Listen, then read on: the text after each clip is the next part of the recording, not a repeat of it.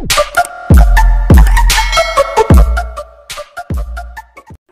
mga master! Welcome back again to our channel. Panibagong araw, panibagong kabanata na naman ang pagsumasumay natin ngayong araw na ito.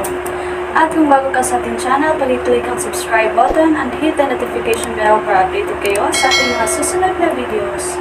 So mga master, bago natin simulan ng ating kabanata ngayong araw na ito, huwag po sana natin skip yung ads mga master, no, dahil malaking bagay na po yan sa ating munting channel. So simulan na natin kabanata ngayong araw na ito. Let's go! Kabanata 12:11 hanggang 12:30. Kabanata 12:11. Sagot ni Julian, "Got it. Kukunin ko kaagad." Alam ni Julian na ang oras ay mahalaga, kaya agad siyang pumasok sa trabaho. Nilinggan ni Jasper si Henry at sinabing, "Let's go, then. Samahan mo muna ako. Huwag kang pumunta saan man sa susunod na 2 araw, manatili ka lang sa tabi ko." Ngumisi si Henry at maasim na sinagot, "What's with this ************************ bad luck?" Maayos ang takbo ng lahat bago mangyari ang mahirap na bagay na ito. Si Jasper at Henry ay abala sa pagtalakay ng mga detalye ng pagpatay na ito habang pabalik sa hotel nang makatanggap si Jasper ng isang nakakagulat na tawag. Nang makita niyang napaisip si Jasper matapos basahin ang caller ID, hindi naiwasang magtanong ni Henry, "Sino ang tumawag sa telepono kaya naging malungkot ka?" Ngumiti si Jasper at may sinabi na bahagyang nagbago ang ekspresyon ni Henry. "Ang munting prinsipe." Matapos sagutin si Henry, tinanggap ni Jasper ang tawag. Kailangang tawagan ni Jasper anuman ang dahilan sa likod ng biglaang pakikipag-usap ng munting prinsipe. "Busy kang tao, Little Prince. Dapat ay isang bagay na mahalaga para sa iyo na maglaan ng oras sa iyong abalang schedule upang tawagan ako." Isang tawa ang umalangaw sa mga nagsasalita nang matapos magsalita si Jasper. "Walang importante, talaga. Nandito lang ako para magbigay ng intel." Bahagyang itinaas ni Jasper ang kanyang noo bilang tugon. "Bagamat ako ay labis na naiintriga na makita si Henry, ang hanggal na iyon, na bahagyang nagdurusa sa isang kalokohan, mas gusto kong panoorin ang iyong nakamamanghang pagganap." Ang mga salita ni Dominic ay nagpapahiwatig na alam ng lalaki ang lahat ng nangyari ngayon. Hindi nagulat si Jasper. Ang Waterhoof City ay ang teritoryo ng royal family. Ang kalakasan at lalim ng pinagmulan ng pamilyang ito, sa pagkakaalam ni Jasper, ay walang kapantay sa loob ng bansa. Ang paraan ng pagtawag ni Prince Chavez sa kanyang sarili bilang Crown Prince dahil lang sa Clearseas Industrial ay walang halaga kung ikukumpara sa lakas ng pamilyang ito. Walang karapatan ang lalaking ito na tawagin ang kanyang sarili bilang Crown Prince sa harap ng maliit na prinsipe ng Waterhoof City. Isang malakas na nilalang, hindi pa matukoy kung kaibigan o kalaban, na nagtago at nanood ng laro mula sa malayo. Ito ang impresyon ni Jasper sa munting prinsipe. Si Fabian ay nagpadala ng isang tao mula sa Harbor City ilang araw na ang nakakaraan upang hanapin si Prince. Ang setup na kasalukuyang kinakaharap ni Henry ay ideya din ng taong ito. Kilalang kilala ka ng taong ito, at masasabi kong matandang magkaibigan kayong dalawa, kahit na. Hindi na nagpapigil si Dominic at sinabi agad kay Jasper ang kanyang nalalaman. Siya rin ay isang tao mula sa bahay. Dahil dito, naunawaan na ngayon ni Jasper kung sino ang ipinadala ni Fabian. Isang matandang kaibigan mula sa bahay na kilalang kilala siya. Walang iba kundi si Conrad. Kaya sumama siya sa panig ni Fabian, kung gayon, mahinahong sagot ni Jasper. Masayang komento ni Dominic, "Parang hindi ka masyadong nagulat. Naisip ko na baka mabigla ka, kahit papaano. Magandang pagpipilian na umatras mula sa personal na salungatan niya sa akin at isulong ang kanyang salaysay sa pamamagitan ng pagsali kay Fabian, na may mas mataas na katayuan, upang sama-samang alisin ako. Ngunit sa nakikita ko, ang sukat ay maliit pa rin." Mahinahong sabi ni Jasper, "Siya ay isang palaka lamang sa isang lawa. O isang isda sa mas malaking tubig. Sa pamamagitan ng pagtalon mula sa isang maliit na lawa patungo sa mas malaking tubig, ito ay maaaring tila sa kanya tulad ng isang buong bagong mundo na may mas malalaking posibilidad." Pero, ang mga mata ni Jasper ay kumikinang ng maliwanag sa sandaling ito, at ang sulok ng kanyang mga labi ay lumiwanag sa isang kaakit-akit at kaakit-akit na ngiti. Nang makita si Jasper ngayon, maging si Henry ay nagsimulang maasim sa inggit. "Ano ba naman? Pareho kaming manly na lalaki, So how the heck you look so cool showing off? Nasa itaas ko ang bughaw na langit habang tumutuntong ako sa malawak na lupain. Ang aking kinabukasan ay mataas sa gitna ng mga ulap, at ang larong ito na aking nilalaro ay higit pa sa mga lawa at mas malalaking tubig. Habang si Conrad ay nagplano at umakyat sa tila napakataas, umuusbong mula sa isang pulaka sa lawa tungo sa isang isda sa dagat sa pag-asang maging isang taong mas kakilakilabot, binago ng bawat kilos ni Jasper ang mundo. Ang dalawa ay magkahiwalay, at ang pagkakaiba sa kanilang mga katayuan ay naging napakalaki upang maitawid. Ang video na ito ay edited by Urban Storytelling. Kabanata 12:12. Hahaha, panipi, masayang tumawa si Dominic sa kabilang linya ng tawag. Akala ko parang solemn ka man lang, kung hindi man nabigla, kapag sinabi ko sa iyo ang nalalaman ko. Sinong mag-aakala na sobrang tiwala mo? Interesting. Ang mga bagay ay nagiging lubhang kawili-wili. Mukhang hindi na kailangan tawagan ka. Sumagot si Jasper na may crescent-eyed na ngiti, masyado kang mabait, Little Prince. Bagamat wala akong pakialam kung si Conrad o si Fabian ang dumating, isa pa rin itong napakahalagang impormasyon. Pagkatapos ng lahat, ang bentahe ng impormasyon ng Tagaloob ay na, mas madalas kaysa sa hindi, hinahayaan akong magplano ng maaga. Siguro sa susunod pwede na tayong uminom ng tsaa. Si Dominic, na nasa isang villa sa labas ng Waterhoof City, ay tumawa nang marinig niya si Jasper at sumagot, maaari akong uminom ng tsaa anumang oras, ngunit, pag-uusapan natin itong muli pagkatapos mong malutas ang isyong ito. In-end ni Dominic ang tawag bago niya iniabot ang phone niya sa isang confidant sa tabi niya. Pagkatapos, dinampot niya ang palayok at maingat na dinilig ang halaman sa harapan niya. Little Prince, kaya nagpa siya kaming mamuhunan sa Jasper, kung gayon. Ang pinagkakatiwalaan ay lumaki kay Dominic. Kung ito ay bumalik sa medieval na edad, kung gayon ang mapagkakatiwalaang ito ay tiyak na isang taong tulad ng isang personal na tagapag-alaga. Confidant ng confidants ang lalaking ito, kaya mas naging sanhi din siya habang kausap si Dominic, at ito rin ang dahilan kung bakit siya direktang nagtanong. Nakatuon si Dominic sa bulaklak na dinidiligan niya. Nang maniwala siya na natubagan niya ito ng sapat, ibinalik niya ang palayok. Agad na iniabot ng Katie wala ang dalawang kamay para kunin ang palayok at ilagay sa gilid. Kinuha ni Dominic ang tuwalya mula sa tray na inalok sa kanya ng kanyang pinagkakatiwalaan na panasan ang kanyang mga kamay bago siya dahan-daang nagsabing, ano ang tingin mo sa aking palayok ng marangal na orchid? Napangiti ang Katie wala at sumagot, hindi ako sopistikadong tao, at hindi ko talaga naiintindihan ang sining ng mga magagandang laruan. Parang hindi ko maintindihan ang konsepto sa likod ng sunflower na nagkakahalaga ng daan-daang libo. Ang hindi maintindihan ay tama. Itinuro ni Dominic ang flower bed sa harap ng kanyang mga mata at sinabing, ang bawat halaman dito ay hindi naman mas mura kaysa sa marangal na orchid. Isang halaman man o 10 halaman, kailangan mo pa ring alagaan. Ang bawat bulaklak ay may mga panahon nito, at sila ay mamumulaklak at malalanta ng naaayon. Walang namumulaklak na bulaklak sa lahat ng 4 na panahon, kaya kung gusto mong humanga sa kagandahan ng flower bed na ito, kailangan mong magtanim ng ilan pa. Naiintindihan mo ba ako? Pinag-isipan ito ng confidant bago tumango. Naiintindihan ko. Humalaklak si Dominic at tumalikod na para pumasok sa bahay. Habang naglalakad, sinabi niya, magkakaroon ng matinding labanan ang Jasper at Clearsis para sa kanila. Ipasa ang aking tagubili na magdulot ng kaunting kaguluhan sa Clearsis. Ang matandang iyon, si Ver Chavez, ay gustong pumirma sa kabuuan ng kontrata ng Great Britain. Dapat din natin siyang idamay. Ipaalam sa kanya na hindi kailanman masarap kumain ng sobra. Oo, Little Prince. Ayon sa aming mga source, narinig din namin ang balita na medyo nagiging close na si Fabian sa pamilya Chavez. Marahil ang pamilya Atticus ay may papel dito. Dapat ba natin silang turuan ng leksyon? Ang pamilyang Atticus, kalimutan mo na sila. Hayaan mo si Fabian, ang galit na asong iyon, makipag-ayos kay Jasper. Kami ay mga mainlander, kaya haharapin lamang namin ang mga isyo sa loob ng mainlands. Naiintindihan ko, Kuwait. Ang malaki at lubhang matinding labanan sa industriya ng pananalapi ay dumating ng walang babala. Mahigit 10 stock sa Class A shares ang sabay-sabay na sinasalakay, dahil agad na napagtanto ng ilan sa mga medyo alerto na mamumuhunan na ang mga master investor ay nakikipaglaban sa isa't isa.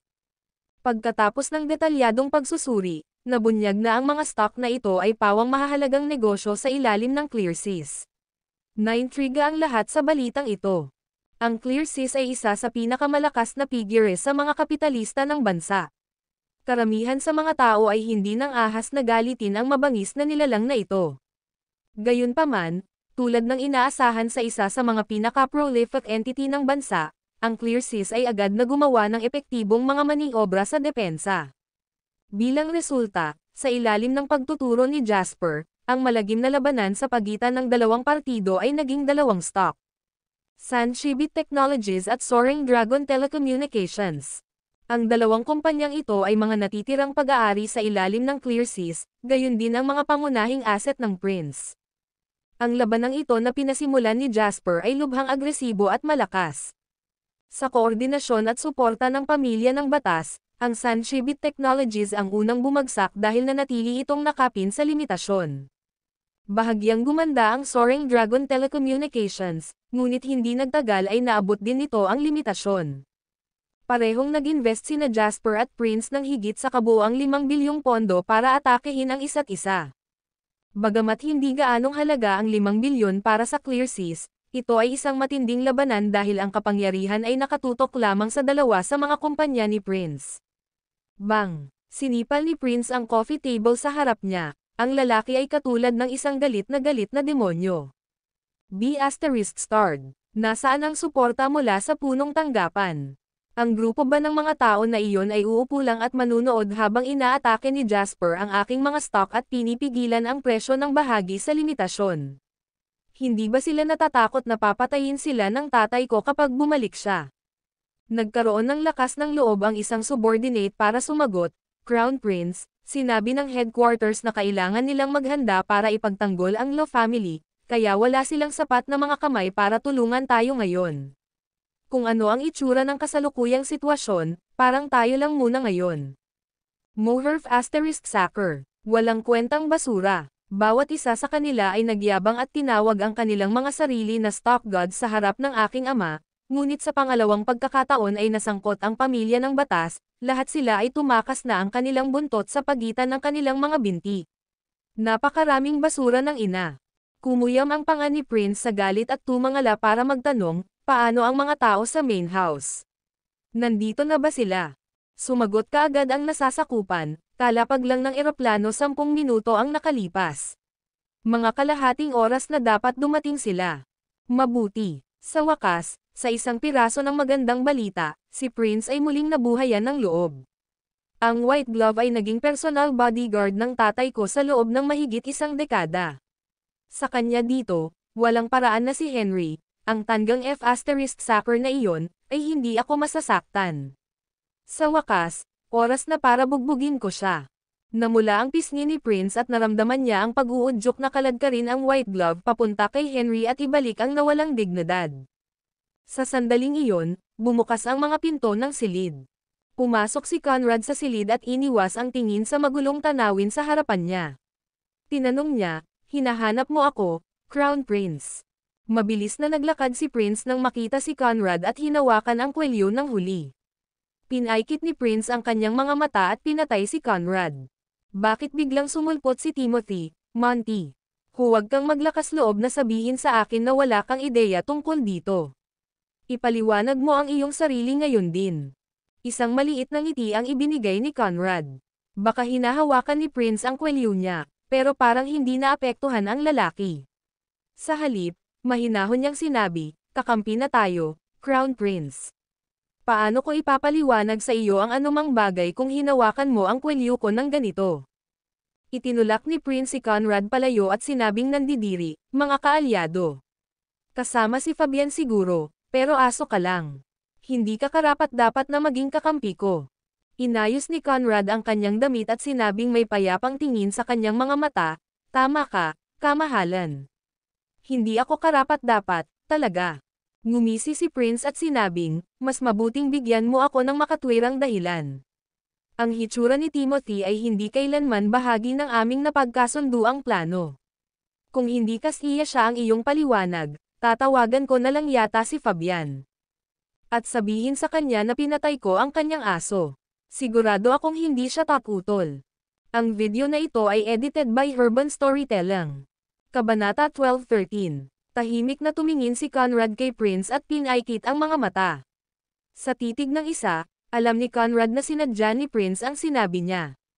Dahil dito, nadiskeril si Conrad sa kanyang orihinal na plano. Ano ang tingin mo kay Jasper, kamahalin? Tanong ni Conrad imbes na sagutin si Prince.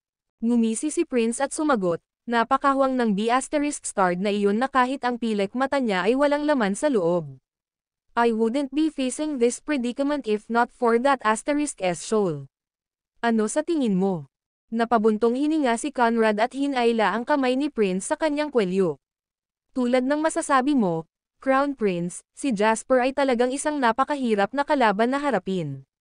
Sa totoo lang, pinapanood ko ang eksena sa pamamagitan ng mga surveillance camera sa buong oras. Alam ko kung kailan dumating si Jasper at kung ano ang nangyari pagkatapos. Ito rin ang dahilan kung bakit may pinapunta ako kay Timothy. Kung hindi, malamang naganap na inikat ni Jasper ang mga talahan na yan. Galit na sagot ni Prince, ibalik mo ang iyong paa. Halatang may kinalaman si Henry sa pangyayaring ito. Gaano man kalakas si Jasper, walang paraan na maisusulat niyang muli ang katotohanan. Napangiti si Conrad at sinabing, ngunit kamahalan, ang mga tunay na tao na muling isinulat ang katotohanan ay kami, hindi ba? Pareho kaming nakakaalam kung paano namatay ang lalaki mula sa pamilyang Burke. Nang sinabi mo sa kanya na saktan ang sarili at kunin ang tiwala ni Henry, masyado siyang natakot sa dominanteng aura ni Henry para pumayag. Ang ginawa mo lang ay itulak siya sa galit, Crown Prince, at nagkataong uminom din siya. Magkano? Nontog ang ulo niya sa pader, ibig sabihin, aksidente ang pagkamatay niya. Gayunpaman, Crown Prince, ikaw ang direktang may kasalanan sa aksidenteng ito. Si Henry ay isang malas na paksang binabalangkas mo. Ngunit kung ano ang peke ay palaging magiging peke. Ang isang planong tulad nito ay maaaring gumana para sa mga ordinaryong tao, ngunit ito ay malayo sa sapat upang harapin si Jasper. Lalong nagdilim ang ekspresyon ni Prince sa sinabi ni Conrad. Sinong mag-aakala na napakawalang kwenta niya? Bahagya ko lang siyang tinulak ng madulas siya at nataman niya ang sulok ng coffee table. What the F***? Anong klaseng malas ito? Dahil tapos na ang insidente, wala nang saysay na pag-isipan pa ito, mahinahong sabi ni Conrad. Pagkatapos, binago niya ang paksa sa halip na manatiling nagkakasalungatan sa pagpatay. Nabalitaan ko na kailangan mo ng pera, Crown Prince.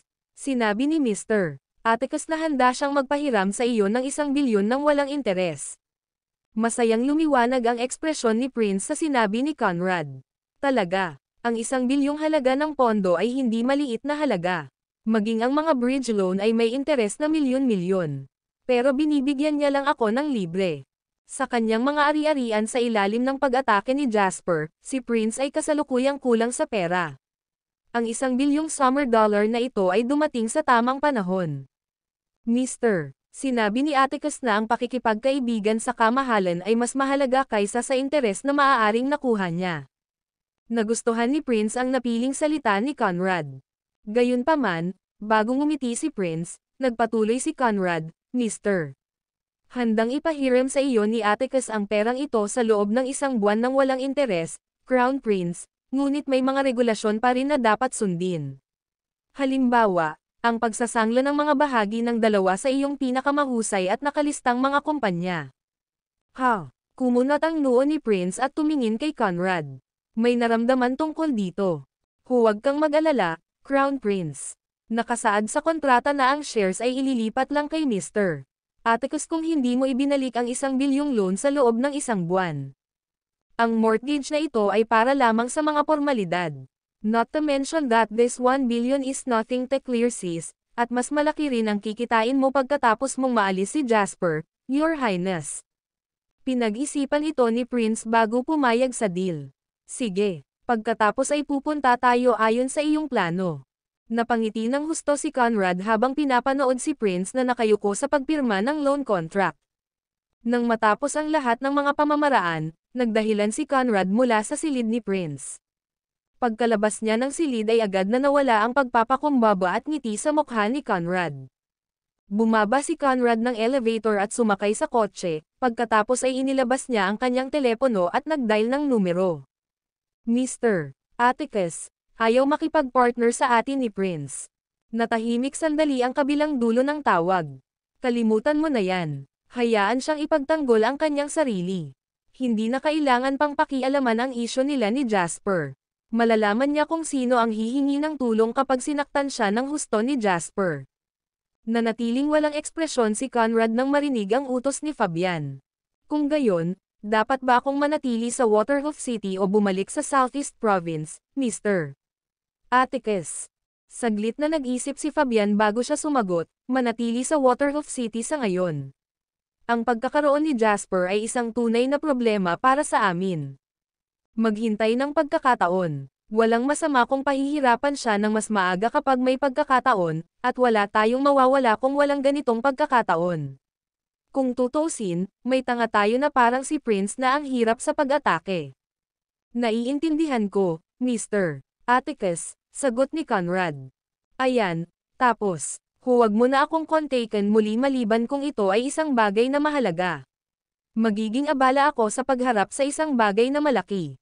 Kapag tapos na ito, oras na para i-reel din si Jasper. Makikipag-ugnayan ako sa iyo kung may iba pang lumabas. Matapos tapusin ang tawag, gamulong ang gilid ng labi ni Conrad sa isang mapaglarong ngiti. The Peace Church. Saglit na natigilan ang driver nang marinig ang kahilingan ni Conrad at nagtanong, hindi na ba tayo babalik sa hotel, Mr. Monty? Gawin mo ang iyong trabaho. Oo, Mr. Monty. Ang video na ito ay edited by Urban Storytelling. Kabanata 12:14. Gamit ang 1 bilyong prints na nakuha mula kay Conrad, sinimulan niya agad na salakayin si Jasper. Ang counterattack na ito ay agad na isinagawa sa stock market. Kaagad, ang tahimik na bahagi ng Class A ay nauwi sa isa pang bagyo. Ang 1 bilyong dolyar na iniksyon ay magdudulot ng malaking pagbabago sa anumang stock sa kasalukuyang securities market ng bansa. May tumulong kay Prince sa labas. Tiningnan ni Jasper ang market trendline at agad na ginawa ang tamang deduction. Agad na tumayo si Henry at nagtanong, maaliwalas ba ang dagat? Umiling si Jasper at sumagot, malinaw na dagat at ang iyong ama ay nagkaunawaan na. Pareho silang batid na sa sandaling mailipat ang mga pondo ng Clear Seas, tiyak na magsisimula ang pamilya ng batas sa kanilang pag-atake. Ang Clear Seas ay maaaring pag-aari ng pamilya Chavez, ngunit hindi ito negosyo ng pamilya. There's no way other the shareholders would be idiot and transfer Prince their money to be poured down the drain, so hindi rin sila. Kung gayon, ano ang gagawin natin ngayon? Napatingin si Henry kay Jasper. Magagawa ni Henry ang kanyang paninindigan kung ito ay isang pisikal na laban, ngunit ang pagsali sa isang labanan na walang aktwal na putok ng baril o dugo ay lampas sa kanyang mga kakayahan. Huwag kang mag-alala, kumpiyansa na umiling si Jasper. Naghanda ako noong una para makipagdigma sa Clear Seas, ngunit nagkaunawaan ang iyong ama at sila na pigilin ang pakikipaglaban ko kay Prince hanggang sa 3 pangkat sa ilalim ng kanyang pangalan. Dahil ganito ang kaso, crush ko na talaga siya. Paano kung mayroon siyang tulong sa labas? Hindi bababa sa 500 milyong halaga ng mga pondo ang na-invest sa 3 bahagi. Alam ni Jasper na ang perang ito ay hindi na ibigay kay Prince ng libre. Kailangang may presyo ang reg along ito. Ang kailangang gawin ngayon ni Jasper ay ganap na kainin ang mga pondong ito. Inilabas ni Jasper ang kanyang telepono para tawagan si Celine, na nasa malayong lugar sa Harbor City. Pwede na kayong kumilos ngayon, sabi ni Jasper. Matagal nang nagkaintindihan sina Jasper at Celine. Bilang presidente ng Colossal Investments, Terre Regional Branch, si Celine ay lubhang nangangailangan ng pagkakataong ipakita ang kanyang kakayahang kumita sa kumpanya ng ilang malaking kita. Samantala, kailangan ni Jasper na ganap na sirain ang lahat ng 3 nakalistang kumpanya ni Prince. Business-wise, natural lang na magka-partner sila. Personal na damdamin matalino, well, naiintindihan ng lahat. Ngunit nakita ko ang pag-iniksyon ng mga bagong pondo sa merkado. Isa ba itong manlalaro o si Prince mismo? Sa maliwanag na ilaw na opisina sa Harbor City, nakaupo si Celine sa kanyang upuan habang nilalaro niya ang kanyang bagong gawa ng mga kuko at tamad na nagtanong. Sa tapat niya ay nakaupo ang isang grupo ng mga executive ng mataas na ranggo ng Colossal Investments. Bawat isa sa kanila ay tumingin kay Celine na may butil ng malamig na pawis sa kanilang mga noo. Walang nang ahas na saktan ang malakas na kaloobang pangulong ito sa opisina. Nakuha pa ni Celine ang palayaw na Woman of Steel dahil sa kung gaano siya katatag sa kanyang estilo ng pamamahala. Bagamat ang mga patakaran sa mataas na presyon ni Celine ay nagdulot ng matinding paghihirap sa opisina, makikita ng mga empleyado ang mabilis na pagpapabuti ng pagganap at sagana sa paglaki ng mga buwanang bonus. Kaya, ang lahat ay labis na humanga sa dating general manager na ito, ngayon ay kasalukuyang pangulo. Gayunpaman, wala pang nakakita sa walang awa na babae ng bakal, si Celine, na kumilos ng napakasual, nakakaakit, at pambabae. Habang abala ang grupo ng mga high-ranked executives ng Colossal Investments, Terre Regional Branch sa pag-iisip kung anong mabigat na tao ang kausap ni Celine, sumagot na si Jasper sa tanong ni Celine. Ayon sa intel na mayroon ako ngayon, ito ay pera na nakuha ni Prince mula sa mga panlabas na channel ng mag-isa. Mayroon ng 500 milyon na namuhunan sa tatlong mga stock, habang inilalagay ko ang isang paunang pagtatansya ng kanyang kabuoang mga pondo na nasa 800 milyon hanggang 1.2 bilyon. Posibleng higit pa. Celine Heromsten replied, I can make a move right now, pero lilinawin ko muna. Ang investment bank ay may magandang pananaw sa Soaring Dragon Telecommunications, kaya kukunin ko ito pagdating ng panahon. Mahinahong sagot ni Jasper, dahil ito ay isang pag-atake sa ngalan ng investment bank, kung gayon walang dahilan para tumulong ka ng hindi kumita ng anumang mga benepisyo para sa iyong panig. Wala akong pag-aalinlangan sa pagkuha mo ng Soaring Dragon Telecommunications. Deal. Hintayin mo ang magandang balita ko. Ibababa na sana ni Jasper ang telepono nang bigla niyang narinig na nagtanong si Celine, Hoy, gaano na ba katagal bago tayo nagkita? Panipi kuwit panipi, nakaramdam ng inis si Mr. Lane. Ilang buwan, sa tingin ko. 3 buwan at 4 na araw upang maging tumpak. Napangisi si Celine. Tulad ng inaasahan, lahat ng lalaki ay basura. Beep beep beep. Ibinaba ni Jasper ang telepono at pinunasan ang tungki ng ilong niya. Magsasalita pa sana siya nang tumunog ulit ang phone niya. Nang makitang unknown number iyon, bahagyang itinaas ni Jasper ang kanyang noo. Hello, ito si Jasper Lane. Sino ito? Makipag-chat sa akin. Alam na agad ni Jasper kung sino ang tumatawag sa tatlong salitang iyon. Sa telepono o saan pa. Simbahan ng Kapayapaan. 30 minuto. Panipi. Ibinaba ni Jasper ang telepono at bumangon habang tinanong si Henry, makikilala ko ang isang matandang kaibigan. Gusto mong sumama? Umiling si Henry. Hindi salamat. Hihintayin kong makabalik si Julian. Hesukristo. Relax. Talagang aalisin kita dito. Ngumiti si Jasper. Hindi pa ako na-set up ng ganito. Ang Peace Church ay dating medyo sikat at parang napaka-espiritual na simbahan sa Waterhoof City. Gayunpaman, sa pagdagsa ng mga peregrino ay dumating ang pagtatayo ng mga distrito ng negosyo at tirahan. Sa paglipas ng panahon, ang lugar na ito ay nahati upang maging isa sa mga distritong administratibo ng Waterhoof City, at ngayon ay itinuturing na sentro ng lungsod. Pumunta si Jasper sa Peace Church at dumiretso sa katedral. Pagpasok sa pangunahing bulwagan, tumangala si Jasper at nakita si Conrad na nakaupo sa pew habang mahigpit na nakadikip ang mga kamay habang nagdarasal. Lumapit si Jasper at umupo sa pew sa tabi ni Conrad. Pinagdikit ang kanyang mga kamay, nanalangin din siya. Akala ko hindi ka naniniwala sa Diyos, sabi ni Conrad na may maliit na ngiti habang matamang nakatitig sa krus. Hindi ko ginawa noon, sagot ni Jasper. Siya ay talagang isang atheist sa kanyang nakaraang buhay, ngunit pagkatapos na muling magkatawang tao, hindi naiwasang isipin ni Jasper na maaaring mayroong mas malaking nilalang sa mundong ito. Hindi naman kasi ako naniniwala ng buong puso. Pero ganyan talaga ang mga bagay na ito, umiiral kung maniniwala ka at mawawala kung hindi. Maaaring walang Diyos na nagbabantay sa bawat kilos mo, ngunit ang moralidad ng isang tao ang siyang tumutukoy sa mga salita at pag-uugali ng taong iyon. Ang video na ito ay edited by Urban Storytelling. Kabanata 12:15. Lumapit ang isang medyo may edad na babae habang nag-uusap ang dalawa. Hindi maganda ang pananamit ng babae at mapurol ang kanyang kutis. Nakaupo sa upuan, bumulong siya sa kanyang mga panalangin. Medyo malayo sa kanya sina Jasper at Conrad, kaya narinig nilang dalawa kung paano niya ipinagdasal ang kalusugan ng kanyang kapamilya. Pagkaalis ng nasa katanghaliang gulang na babae, sinabi ni Conrad, kapag kailangan lang ng mga tao ng tulong, pumupunta sila at nagdarasal. Mayroon bang nakakaalala na magsindi ng kandila para sa Diyos kapag wala silang paghihirap? Pawang naghihirap ang mga taong pumupunta rito. Sa mga salita mo, parang may dinaranas ka rin, Conrad, sabi ni Jasper na may kalmadong ngiti. Humalaklak si Conrad at sumagot, nag-aalala ang mas mababang uri kung kaya nila ang susunod na pagkain habang nag-aalala ang nakatataas na uri kung maaapektuhan ng kompetisyon ang kanilang mga interes.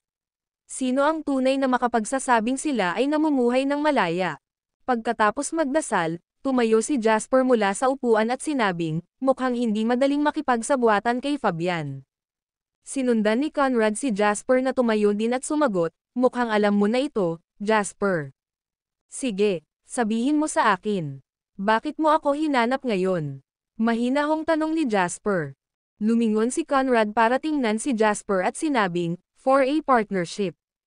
Pagkatapos magsalita, tinanggap ni Conrad ang walang kibo na ekspresyon ni Jasper at ngumiti bago nagpaliwanag, a partnership between you and me.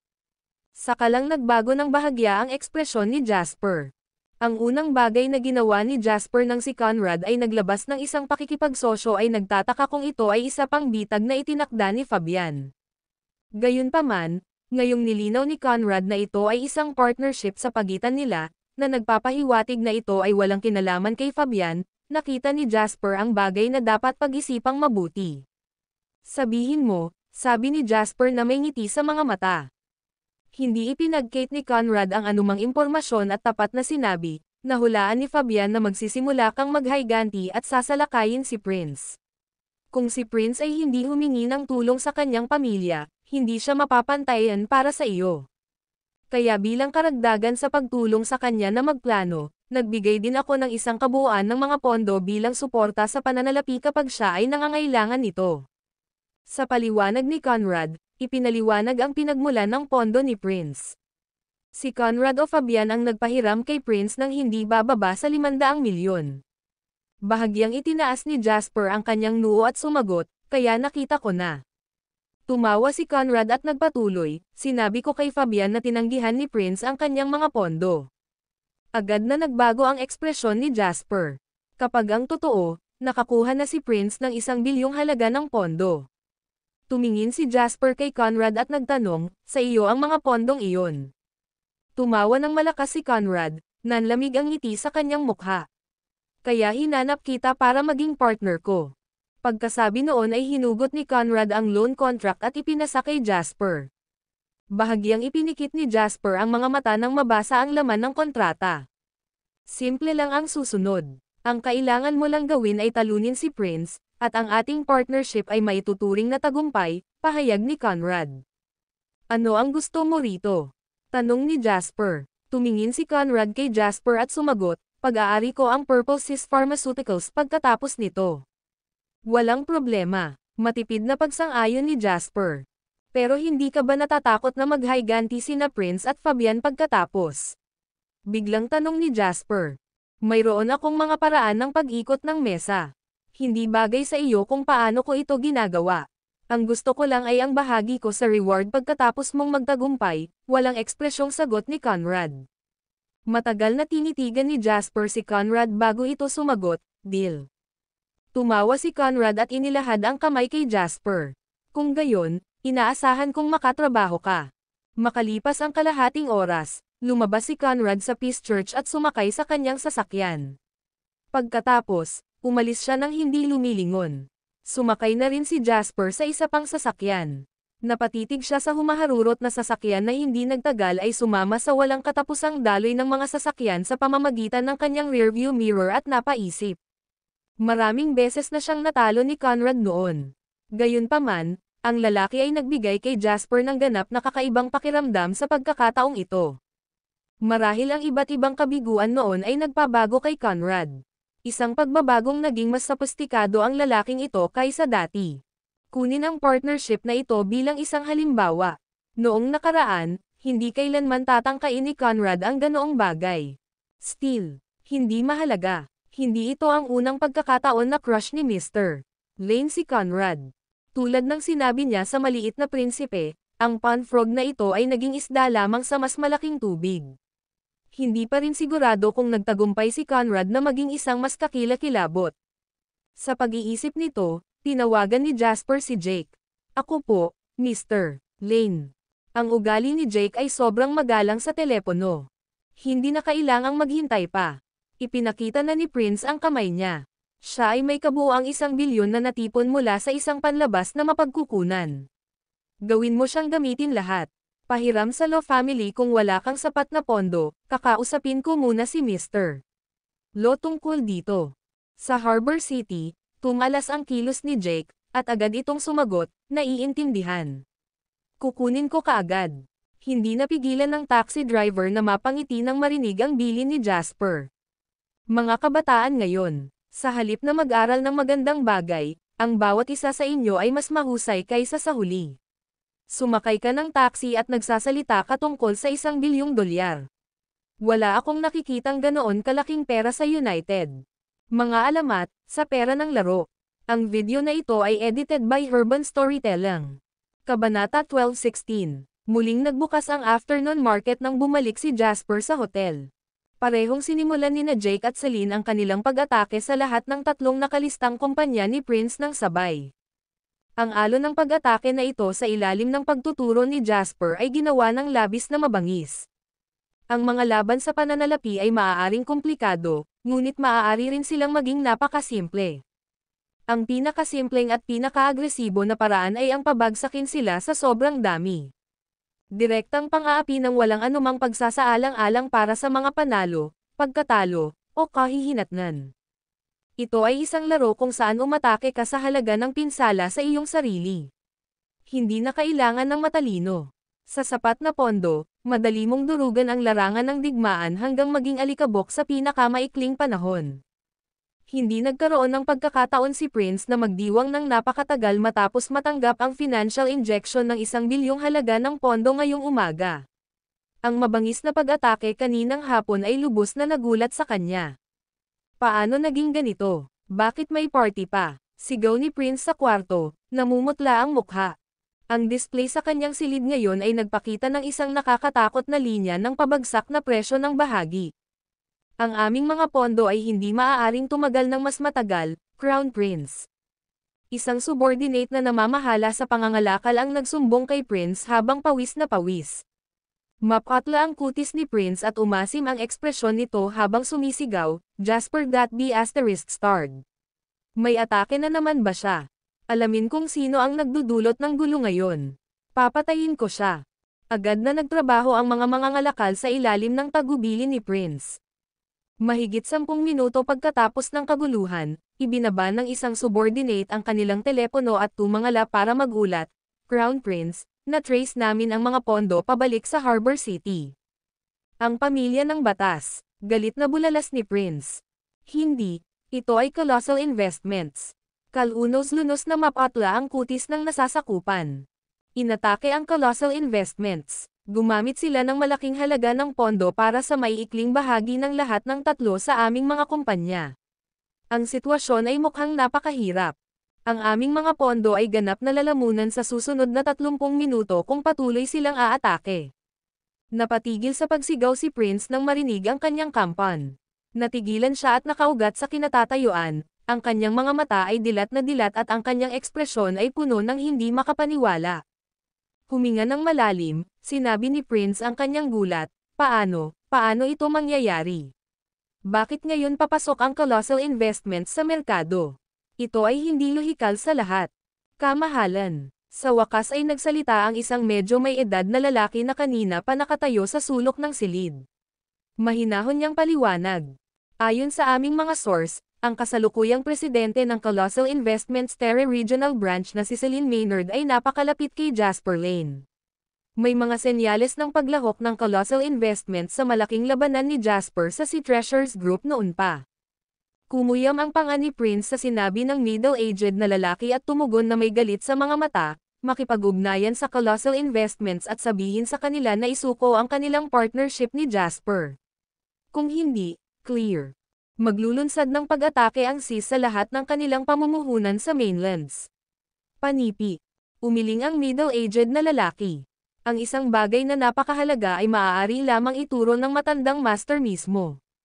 At kahit na pagkatapos, ang matandang master ay kailangang magkaroon ng isang pinag-isang kasunduan sa iba pang mga shareholder bago ito maisakatuparan. Natatakot ako na hindi ka nila seseryosohin kapag nagutos ka ng ganyan. Hindi pa banggitin, bilang ang pinakamalakas na investment bank sa mundo, maaaring hindi mabayaran ng Colossal Investments ang ating banta. Galit na galit si Prince.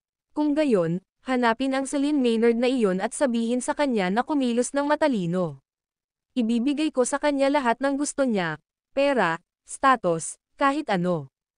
Nawala mo na ang lahat ng katwiran, kamahalan. Walang pakialam ang tingin ng middle-aged man. Malaking bahagi ang ginampanan ni Jasper sa palagay ni Celine bilang pangulo ng sangay ng rehiyon ng Terra. Ang kanilang relasyon ay hindi isang bagay na maaari mong ipanalo sa pamamagitan ng kaunting tukso. Not to mention that Celine's familial background runs deep too. Ipapahiya mo lang ang sarili mo sa pagtatangka mong suhulan siya. Ang video na ito ay edited by Herban Storytelling. Kabanata 12:17. Kung gayon, ano ang iminumungkahi mong gawin ko? Nagalit si Prince matapos ang kanyang mga naunang ideya ay sistematikong lansagin. Tinitigan niya ng masama ang middle-aged na lalaki. Ikaw ang pinakapinagkakatiwalaan ng tatay ko, White Glove. Panoorin mo lang ba akong nababaliw? Malumanay na sagot ni White Glove, binigyan na ako ng matandang master ng mga tiyak na tagubilin bago ito. Ako lang ang bahala sa personal mong kaligtasan, kaya hindi na ako makikialam sa ibang bagay. Huminga ng malalim si Prince at umungol, tawagan mo ang tatay ko ngayon din. Tumanggi akong maniwala na sapat ang kapangyarihan ni Jasper para magsalita sa lahat ng bagay. Kuwit, natatalo si Prince, sabi ni Jasper sa hotel room with a crescent eye smile.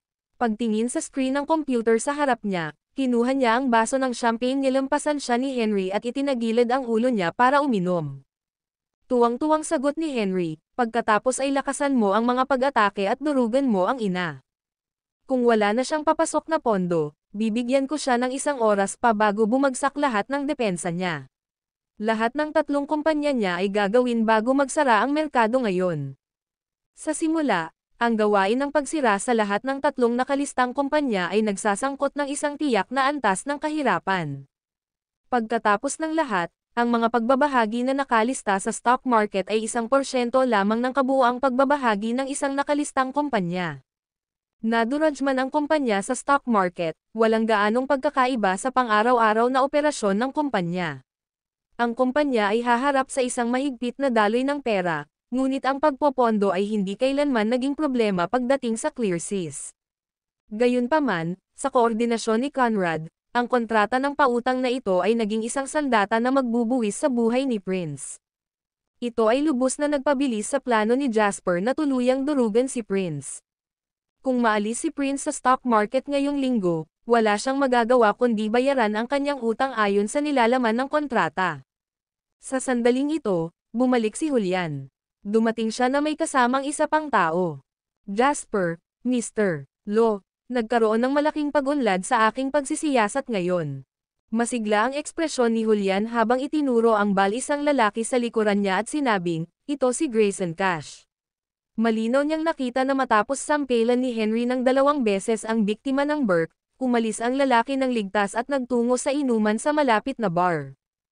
Pagkatapos ay dinala ng isang grupo ng mga tao ang biktima ng Burke. Ang mga taong ito ay ipinadala ni Prince. Napatingin si Jasper sa takot na ekspresyon ni Grayson matapos niyang marinig si Julian. Sa sobrang takot ng lalaki, siguradong natikman na niya ang bangis ni Julian.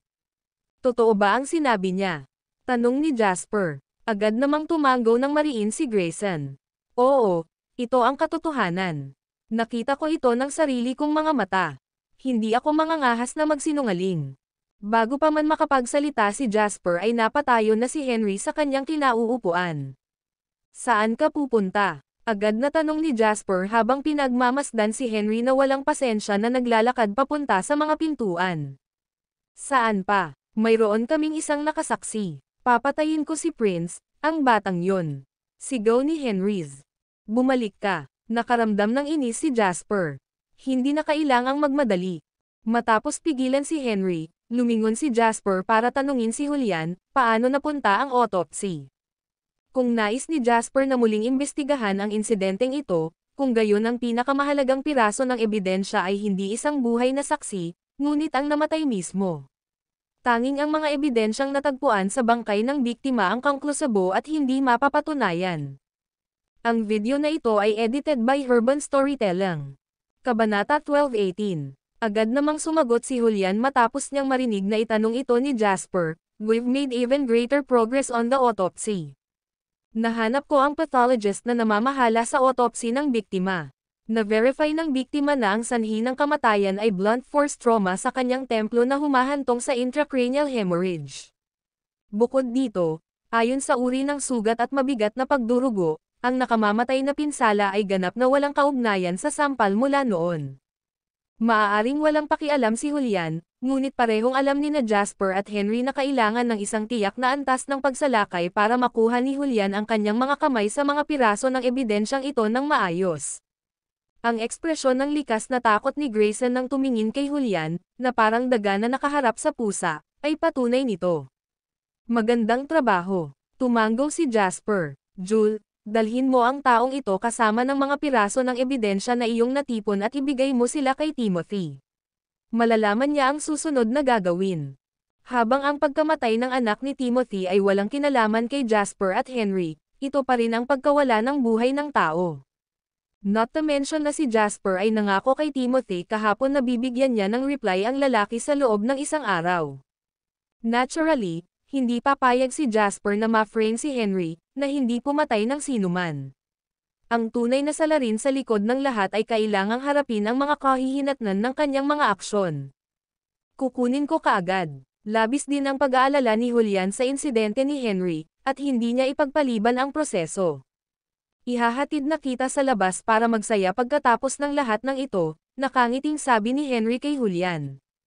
Si Henry ay maaaring isang trust fund na bata, at isang taong itinuturing ng karamihan ng mga tao bilang tipikal na hindi nakapag-aral na anak ng isang mayamang pamilya, ngunit hindi siya masamang tao. Hanggat naaprubahan ka ni Henry, ang lalaki ay isang tunay at taos-pusong kaibigan na dapat magkaroon. Kaya lang hindi masyadong maraming tao ang kwalipikado para sa kanyang pag-aproba. Sa kabutihang palad, si Julian ay nagkataong magkasya sa kwenta. Ipinakita nito na hindi nakipagkaibigan si Henry batay sa katayuan o kayamanan. Tulad ng sasabihin ng anak ng isang kilalang tycoon sa hinaharap, hindi pa rin sila magiging mas mayaman kaysa sa akin. Dahil sa status at family background ni Henry, mas naging kwalipikado siyang magsabi ng ganoon kaysa sa anak ng tycoon na iyon. Bahagyang ngumiti si Julian at sumagot, "Ay treat mo lang ako sa isang pagkain." Mukhang may plano. Kitang-kita sa mga mata ng lalaki ang magandang kalooban ni Henry. Matapos mag-usap ng kaunti, nagpaalam si Julian kay Jasper at dinala si Grayson kay Timothy. Sinundan siya ni Henry sa pagkakataong ito. Sa paligid ni Julian, hindi dapat masyadong maraming isyu. Not to mention na sinabi rin ni Henry na nakikipagpulong siya kay Timothy para resolbahin ang isyu.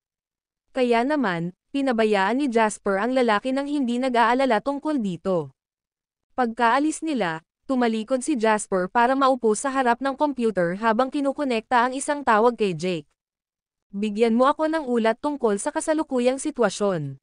Mr. Lane, dahil ang Colossal Investments ay sumasali sa amin upang salakayin ang 3 stock ng walang pag-iwas, nakagawa kami ng hindi natanto na pagkawala ng 780 milyon ayon sa aming mga account. Wala na tayong sapat na pondo. Nakipag-ugnayan ka na ba sa Law family?" "Oo, sinabi ng pamilyang Law na maglilipat sila ng isa pang 1 bilyong pondo sa aming account sa loob ng kalahating oras. Ibabalik nila sa amin sa hinaharap kung hindi ito sapat," Kaya walang limitasyon sa kung magkano ang maaari naming hilingin. Sige, kung ganoon, huwag pansinin ang kasalukuyang tubo o pagkawala at tumuon sa pagkatalo sa lahat ng tatlo sa kanyang mga nakalistang kumpanya. Ang mga asset na tatapusin natin sa pag-agaw ay higit na malalampasan ang kasalukuyang mga gastos. Not to mention that we'd still attack even we ended up lost money. Ito ay hindi kailanman isang labanan ng mga interes, sa simula. Patuloy na umatake hanggang sa tuluyang masira ang tatlong kumpanya. Ang video na ito ay edited by Urban Storytelling. Kabanata 12:19. Yes, Mr. Lane. Panipi. Sa ilalim ng magkakaugnay na pag-atake ni Jasper at Celine, ang tatlong pangunahing kumpanya sa ilalim ng pangalan ni Prince ay agad na naging malagim na larangan ng digmaan sa pananalapi sa ilalim ng barrage ng hindi pa nakikitang firepower. Astronomical na halaga ng mga pondo ay naubos bawat segundo. Kapag nag-away ang maladyos na entity, palaging ang mahihinang retail investor ang higit na nagdurusa. Ang mga retail investor na dati ay may hawak na stock ng lahat ng tatlong kumpanya ay umiyak ng kaiya-hiya habang nakatingin sila sa nakakatakot na halaga ng hindi natanto na pagkawala sa kanilang mga account. Masyado silang nag-aatubili na ibenta ang kanilang mga bahagi, ngunit ang kanilang kayamanan ay lumiliit din sa bawat segundo na hawak nila ang bahagi. Ito ay isang pinansyal na larangan ng digmaan kung saan ang nagwagi ay kinuha ang lahat, at ang malakas ay kinain ang mahina. Kadalasan, walang paraan na maaaring ipagtanggol ng sino man ang kanilang sarili laban sa gayong pagsasamantala. Ang labanan sa pananalapi na ito ay dumating ng walang babala at nakakuha ng atensyon ng ilang kumpanya sa pananalapi. Gayunpaman, dahil ito ay isang labanan na kinasasangkutan ng isang personal na away, ang lahat ng mga kumpanya sa pananalapi ay nagpasya na sila ay manatiling malinaw at manood lamang mula sa gilid. Sa una ay naaaliw sila sa ideya na samantalahin ang laban na ito upang kumita ng kaunting kita, ngunit kailangan nilang muling suriin ang kanilang sariling mga kakayahan. Ang kaunting pagkakamali ay maaaring maging sanhi ng pagkawala ng lahat ng kanilang kayamanan. Sa harap ng napakalaking panganib, ang lahat ng mga organisasyon ay agad na nagbebenta ng kanilang mga pagbabahagi at lumabas sa merkado.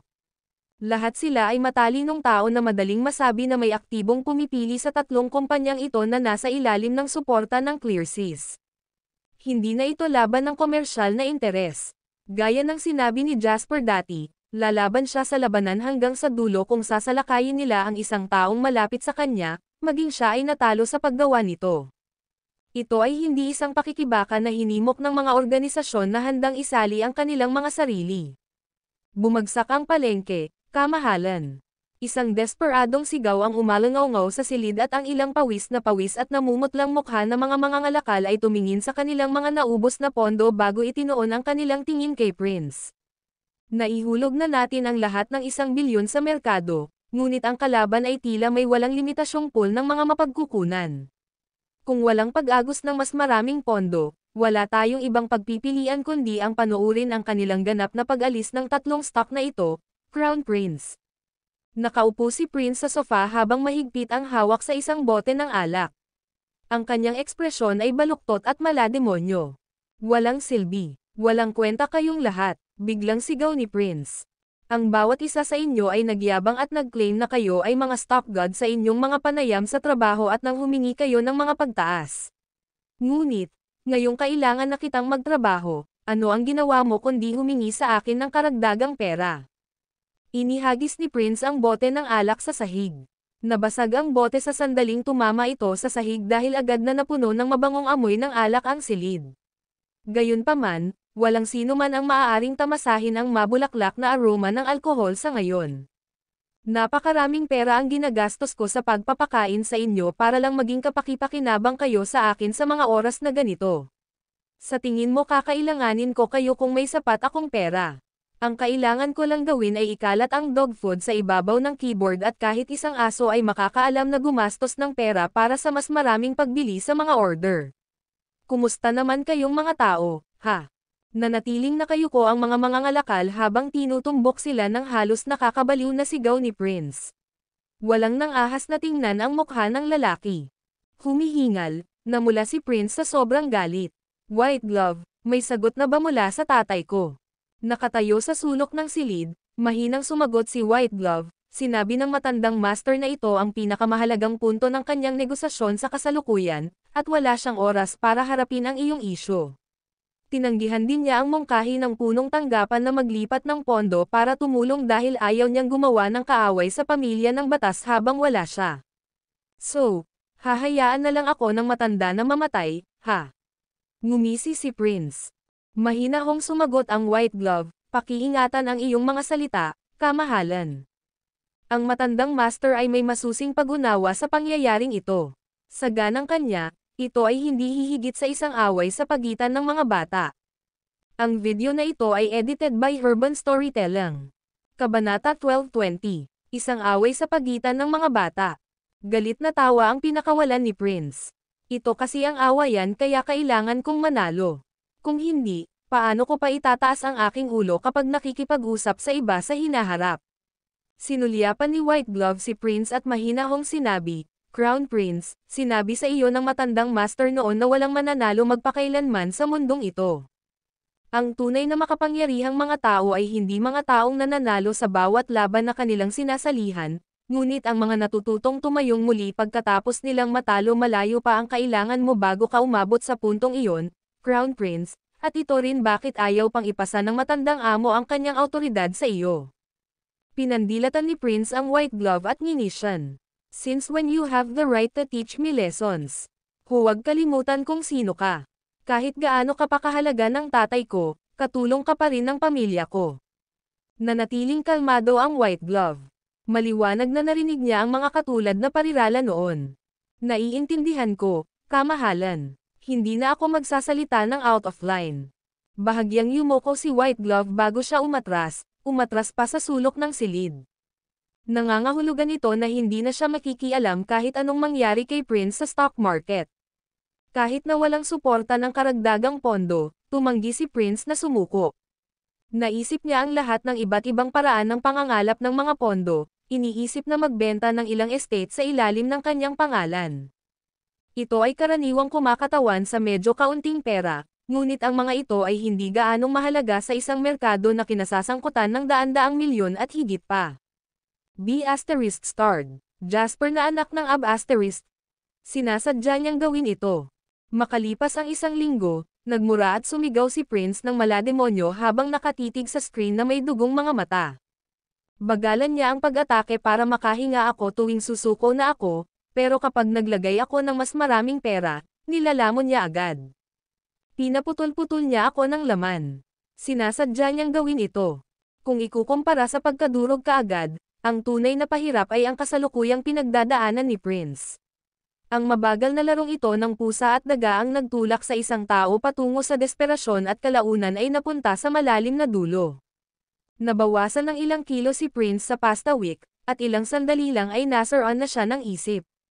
Siguro dapat na tayong sumuko, kamahalan. Nagtiis kami ng isang buong linggo ng pag-abot sa limitasyon at ang aming presyo ng pagbabahagi ay 30% lamang ng dati noong isang linggo.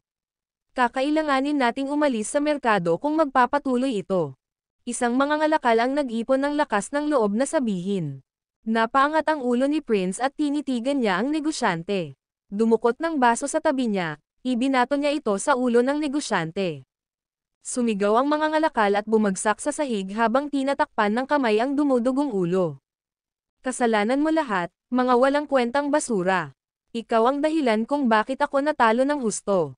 Galit na sigaw ni Prince. Halos maisip na niya kung paano siya magiging katatawanan, na tiyak na ituring na tulala ng hindi mabilang na mga tao pagkatapos ng digmaang ito. Ang galit at kahihiyan na ito ay hindi isang bagay na kayang tiisin ni Prince, lalo na kung gaano ka-arrogant ang lalaki noon pa man. Hindi niya iniisip na matalo, basta't hindi kay Jasper. Ang konseptong ito ay naging isang bangungot sa kanya. Nakatitig kay Prince, na tila nabaliw, ang kaninang tahimik na silid ay tumahimik. Wala nang nang-ahas magsalita ng basta-basta. Pumikit si Prince at bumagsak sa sofa. Naikuyong niya ang kanyang panga at sinabing, mayroon pa akong villa sa Swallow Capital na magbebenta ng hindi bababa sa 10 milyon. Ibenta ito, makipag-ugnayan ka agad sa isang tao at ibenta ito para sa akin. Maaari ko itong ibenta ng mas mura ngunit kailangan ko agad ang pera. Wala akong pakialam kung ibenta ko lahat ng asset sa ilalim ng pangalan ko. Mababawi ko ang lahat ng ito kapag bumalik na ang aking ama. Ako pa rin ang Crown Prince ng Clear Seas. Walang makakatingin sa akin ng masama. Nang ayusin ni Prince na makipag-ugnayan sa isang tao para ibenta muli ang kanyang mga ari-arian, may kumatok sa kanyang pintuan. Ang video na ito ay edited by Herban Storytelling. Kabanata 12:21. Pagbukas ng pinto, nakita niya si Conrad na nakatayo sa labas. Anong ginagawa mo dito? Napatitig si Prince kay Conrad at nagtanong. Isang maliit na ngiti si Conrad at sumagot, nakalimutan mo ba, kamahalin? Ngayon ang deadline na itinakda namin 1 linggo na ang nakalipas. Nandito ako para bawiin ang 1 bilyong utang mo sa amin. Saglit na natigilan si Prince bago niya kinawayan ang lalaki sa inis. Magwala, wala ako sa mood ngayon kaya wag mo akong atakihin. Hindi mo ba masasabi kung anong klaseng sitwasyon ako? Saan ako kukuha ng pera? Babayaran kita pagbalik ng tatay ko. Isasara na sana ni Prince ang pinto pagkasabi niya nito. Gayunpaman, itinaas ni Conrad ang kanyang kamay para pigilan ang pagsara ng pinto. Nakaharap sa madilim na tingin ni Prince, nakangiting sabi ni Conrad, "We signed a contract in black and white, Your Highness. Ang 1 bilyon ay ipinahiram sa iyo sa loob ng 1 linggo nang walang anumang interes. Ngunit kung hindi mo na ibalik ang 1 bilyon kapag natapos na ang oras, 3 kumpanya sa ilalim ng iyong pangalan ang kailangang maliquidate." Sa wakas ay naunawaan ni Prince na si Conrad ay dumating upang kunin ang kanyang utang. Anong pinagsasabi mo dito? Pinandilatan ng mata ni Prince si Conrad at sinabing makamandag, sinasabi mo ba na hindi kita mababayaran? Siyempre hindi, umiling si Conrad. Ang iyong kamahalan ay may suporta sa Clear Seas at ang iyong ama ay isa sa mga nangunguna sa industriya ng pananalapi ng bansa. Walang paraan na hindi mo mababayaran ang 1 bilyon. So, malay mo, panipi, ngumisi si Prince at nagpatuloy, kung gayon, ano pa ang ginagawa mo dito? Kamahalan. Inilabas ni Conrad ang kanyang kontrata sa pag-loan at mahinahong sinabi, alinman sa aalis ko ang perang inutang mo sa amin, o aalis ako na may kasunduan sa paglilipat ng stock para sa 3 nakalistang kumpanya ngayon. Walang paraan para makabalik ako ng walang dala. Hindi ka mangangahas. Ang galit at kahihiyan na pinipigilan ng prinsipe nitong nakaraang linggo ay sumabog sa sandaling iyon. Tinuro ni Prince ang ilong ni Conrad at sinimanggutan, as if you'd have asking there. Aso ka lang ni Fabian. Kahit si Fabian ay hindi maglakas loob na magsalita sa akin ng ganito, kaya sa tingin mo sino ka? Sinasabi ko na sa'yo ngayon din. Wala sa akin ang iyong pera at maaari kang mangarap kung sa tingin mo ay pipirma ako ng ilang stock transfer agreement. Ano bang magagawa mo sa akin, ha? Napatingin si Conrad kay Prince na parehong galit na galit at walang takot sa kaumiling habang bumantong hininga. Sa palagay ko walang ibang pagpipilian, kung gayon. Matapos nito ay bahagyang itinagilid ni Conrad ang kanyang katawan at umiwas sa daan para makausad ang mga tao sa likuran niya. Lumabas mula sa kanyang likuran si Jasper, kasama ang isang naiinip na Henry at isang kalmadong si Julian na sumusunod sa likuran. Napaawang ang bibig ni Prince sa gulat nang makita ito, hindi pa napoproseso ng isip niya ang mga nangyayari. Mukhang ang prinsipe ng Corona ay nasa kahihiyan sa pananalapi at utang. Unang sabi ni Jasper sabay ngiti. Lumingon si Jasper kay Conrad at sumagot, Mr. Si Monty, His Highness pa rin ang Crown Prince ni Clear Seas at sigurado akong mababayaran niya ang kanyang utang sa takdang panahon. Paano ito? Babayaran kita ng 1 bilyon, at ililipat mo sa akin ang mga laban ng pinagkakautangan. Ayos lang ba iyon? Humalaklak si Conrad at sinulyapan ang isang natulalang prinsipe bago sumagot, oo naman. Ang kailangan ko lang ay ang principal loan amount. Ang koro ng prinsipe ay may kakilakilabot na katayuan at ako ay isa lamang aso. Hinding-hindi ako mangangahas na kolektahin ang mga utang ng prinsipe ng Corona. Pinagmasdan ni Prince si Conrad at Jasper na halos nag-e-ensayo na sa pagsasalita. Pagkatapos ay ibinigay ni Conrad ang kontrata sa pagpapautang kay Jasper nang maramdaman ni Prince ang pag-akyat ng dugo sa kanyang utak. Napaungol siya, Moherf *sacker. Pinatayo mo ako.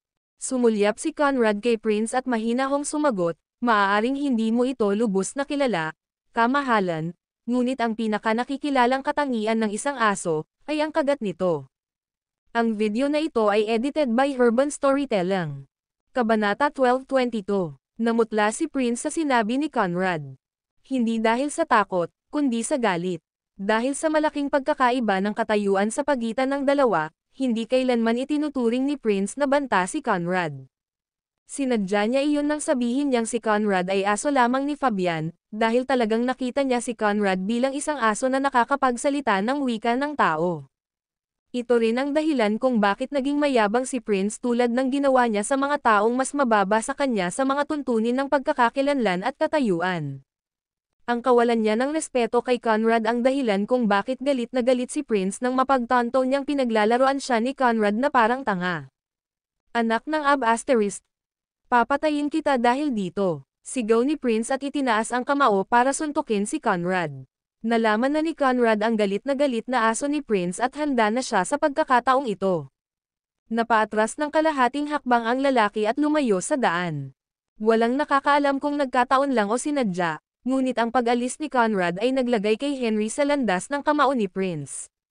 Si Henry, na masama ang pakiramdam mula noong iset up siya ni Prince mahigit 1 linggo na ang nakalipas, ay nangangati na sa kagustuhang makipag-away mula nang makaalis sila. Kaya naman, nang makita ni Henry ang kamao ni Prince na papalapit sa kanya, wala siyang pakialam kung ito ay hindi pagkakaunawaan o hindi habang hinahawakan niya ang palso ni Prince. Bago sumigaw ang lalaki, itinaas ni Henry ang kanyang paa. Sip-in siya sa tiyan. Si Prince ay isang young master na ang katawan ay matagal nang nabahiran ng alak at sex. Ang lalaki ay walang kapantay para sa isang makapangyarihang anak ng trust fund tulad ni Henry na patuloy na nagsasanay sa kanyang katawan at nakakuha pa ng ilang mga trick mula kay Julian. Matigas na damapo ang sipa na ito sa tiyan ni Prince. Napatingin ang lahat habang nanlalaki ang mga mata ni Prince at pumulupot na parang lutong hipon. Ibinuka ng lalaki ang kanyang bibig ngunit walang lumalabas na boses. Sobrang sakit at baluktot ang ekspresyon niya. Masarap ba iyon sa pakiramdam? Mohurf *****. Napangiti si Henry at itinaas ang kamay para hawakan ang kwelyo ni Prince. Mabangis na kumikinang ang mga mata ng una. Puting glove. How dare you *********** stand there and watch him kill me? Pinigilan ni Prince ang sakit sa tiyan at sumigaw. Nang matapos siyang magsalita, lumitaw sa gilid niya ang figure ng isang medyo may edad na. Itinaas ni White Glove ang kamay para hawakan ang kamay ni Henry na nasa kwelyo ni Prince. Ang lahat ay nangyari sa isang iglap.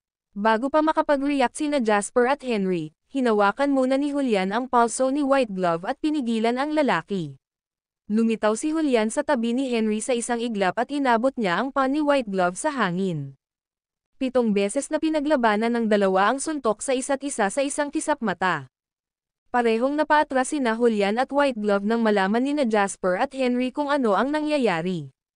Nanatiling hindi gumagalaw ang White Glove habang bahagyang umindayog si Julian sa kanyang kinatatayuan. Parang medyo natalo ang huli. Gayunpaman, hindi nagawang mailabas ni White Glove si Prince. Natapos ang laban na ito sa isang tabla. Tumingin si White Glove kay Julian at sinabing, "Magaling ka, binata." Hindi umimik si Julian habang nakatitig sa White Glove habang umaagos ang fighting spirit. Napatalon si Henry nang mapagtanto niya ang nangyari. Hinawakan niya ng isang kamay ang kwelyo ni Prince at itinaas ang isa para sampilan ang mukha ni Prince. Mohurf *****. Sinusubukan mo akong takutin ng mga aso, ikaw ba? Naiinip at nagalit si Prince matapos ang isang di makatwirang sampal. Nadama niya ang parehong mali at minamaltrato. Mr. Batas, marahil maaari kang makinig sa mga salita ng isang alipin. Dahil dumating ka para lutisin ang isang problema, paano muna natin lutisin ang isyu? Ang pakikipaglaban ay hindi makakatulong sa sitwasyon. Parang nakilala ni White Glove si Henry at sabi sa lalaki. Napangisi si Henry at sumagot, "Sino ka? Kung alam mong utusan ka lang bakit ngayon ka lang nagsasalita? Ito ba ang lugar para mag-usap kayo?" Sa wakas ay napagtanto ni Prince ang sitwasyong kinalalagyan niya. Natalo siya sa round na ito. Gayunpaman, ang kanyang pagkawala na kailangan lang niyang bayaran ang presyo at umalis. Walang kwenta kung bugbugin din ni Henry. Matapos ang konklusyong iyon, mabilis na sinabi ni Prince, "Tingnan mo, Henry. Hindi ka maglalakas loob na patayin ako. Kahit na gawin mo ito, ikaw ay nasa malalim na problema. Manalo ka sa pagkakataong ito at babayaran ko na lang ang anumang halaga na gusto mong bayaran ko. Pero kung bugbugin mo ako, gagawin ko ang lahat para lumaban. Tumingin si Henry kay Prince ng masama at ngumisi. Sa tingin mo ay nasa posisyon ka pa rin para makipag-ayos sa akin, tanga. Hinawakan ni Henry si Prince at binugbog. Napasigaw si Prince sa sakit. Gusto niyang lumaban ngunit wala siyang laban kay Henry. Hindi man lang niya naiwasan ang pag-atake ng iba. Bahagyang nakasimangot si White Glove at gustong kumilos ngunit kasalukuyang nakatitig si Julian sa lalaki. Malinaw ang kasalukuyang sitwasyon. Haharapin ni na Prince at Henry ang kanilang sariling isyo at walang ibang makikialam. Kung gustong makisali ni White Glove, hindi rin basta tatabi at manonood si Julian. Sa kabutihang palad, hindi nawala ang katwiran ni Henry. Habang binubugbog niya si Prince, ang kanyang mga pag-atake ay lumampas lamang sa ilang sampal at marahil sa ilang sipa. Karamihan sa mga pag-atake ay nakatuon sa mga paa ng lalaki, kanyang mga hita at braso. Maaaring masakit ito ng husto, ngunit hindi ito nagdulot ng panganib sa buhay ni Prince. Tumagal pa ng ilang minuto ang pambubugbog bago huminto si Henry at sinipa si Prince sa huling pagkakataon sa lupa. Itinuro ang lalaki, sinaway ni Henry, "I've officially got beef with you now, you hear me, stupid F***sacker." Ang pambubugbog na ito ay paghihiganti sa pag-set up sa akin, ngunit hindi ibig sabihin nito ay pakakawalan na kita. Mas mabuting maglakad ka sa kabilang direksyon sa susunod na makita mo ako, o bugbugin kita tuwing nakikita kita. Pag-isipan mo ng 2 beses kung kakayanin mong pagdusahan ang mga kahihinatnan bago mo subukang magplano muli laban sa akin. Bibigyan kita ng isang salita ng payo ngayon. Sa susunod, papatayin mo ako ng 1 beses, o bugbugin kita hanggang mamatay dahil dito. Sa sandaling ito, mukhang nakakahiya si Prince habang nakahiga siya sa sahig na bagbog at bagbog. Pinunasan niya ang dugo sa gilid ng labi niya at tinitigan si Henry ng may matinding puot. Napatikip siya ng ngipin nang mapuno siya ng galit at sama ng loob na naramdaman niya ng kagustuhang kainin ng buhay si Henry. Gayunpaman, ang huling natitirang bahagi ng loika ng lalaki ay nagpahinto sa kanya sa pagsasabi ng anumang malupit. Alam mismo ni Prince na ang pagsasabi ng isang bagay na bastos ay haantong lamang sa pag-init niya kay Henry.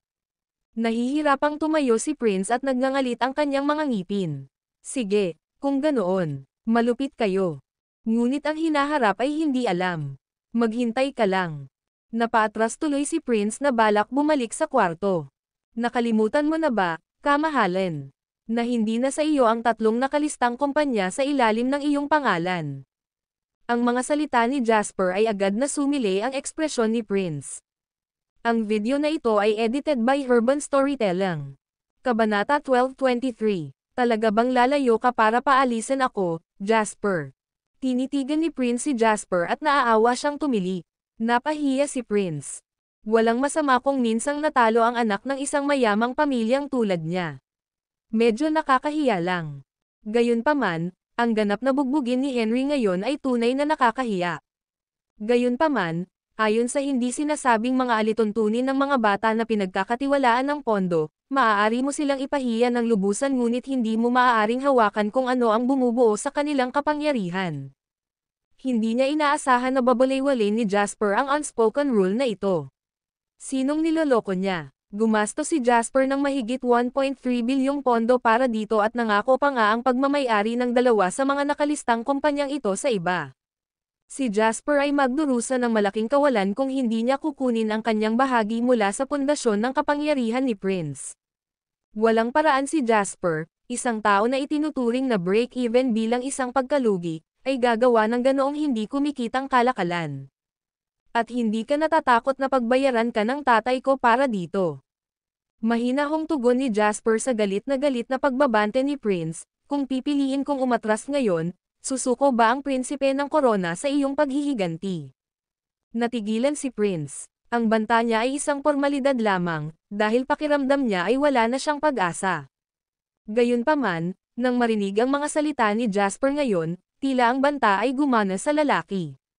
Isang malaking bugzo ng pag-asa ang bum-alot sa kanyang dibdib at si Prince ay galit na sumagot, sigurado.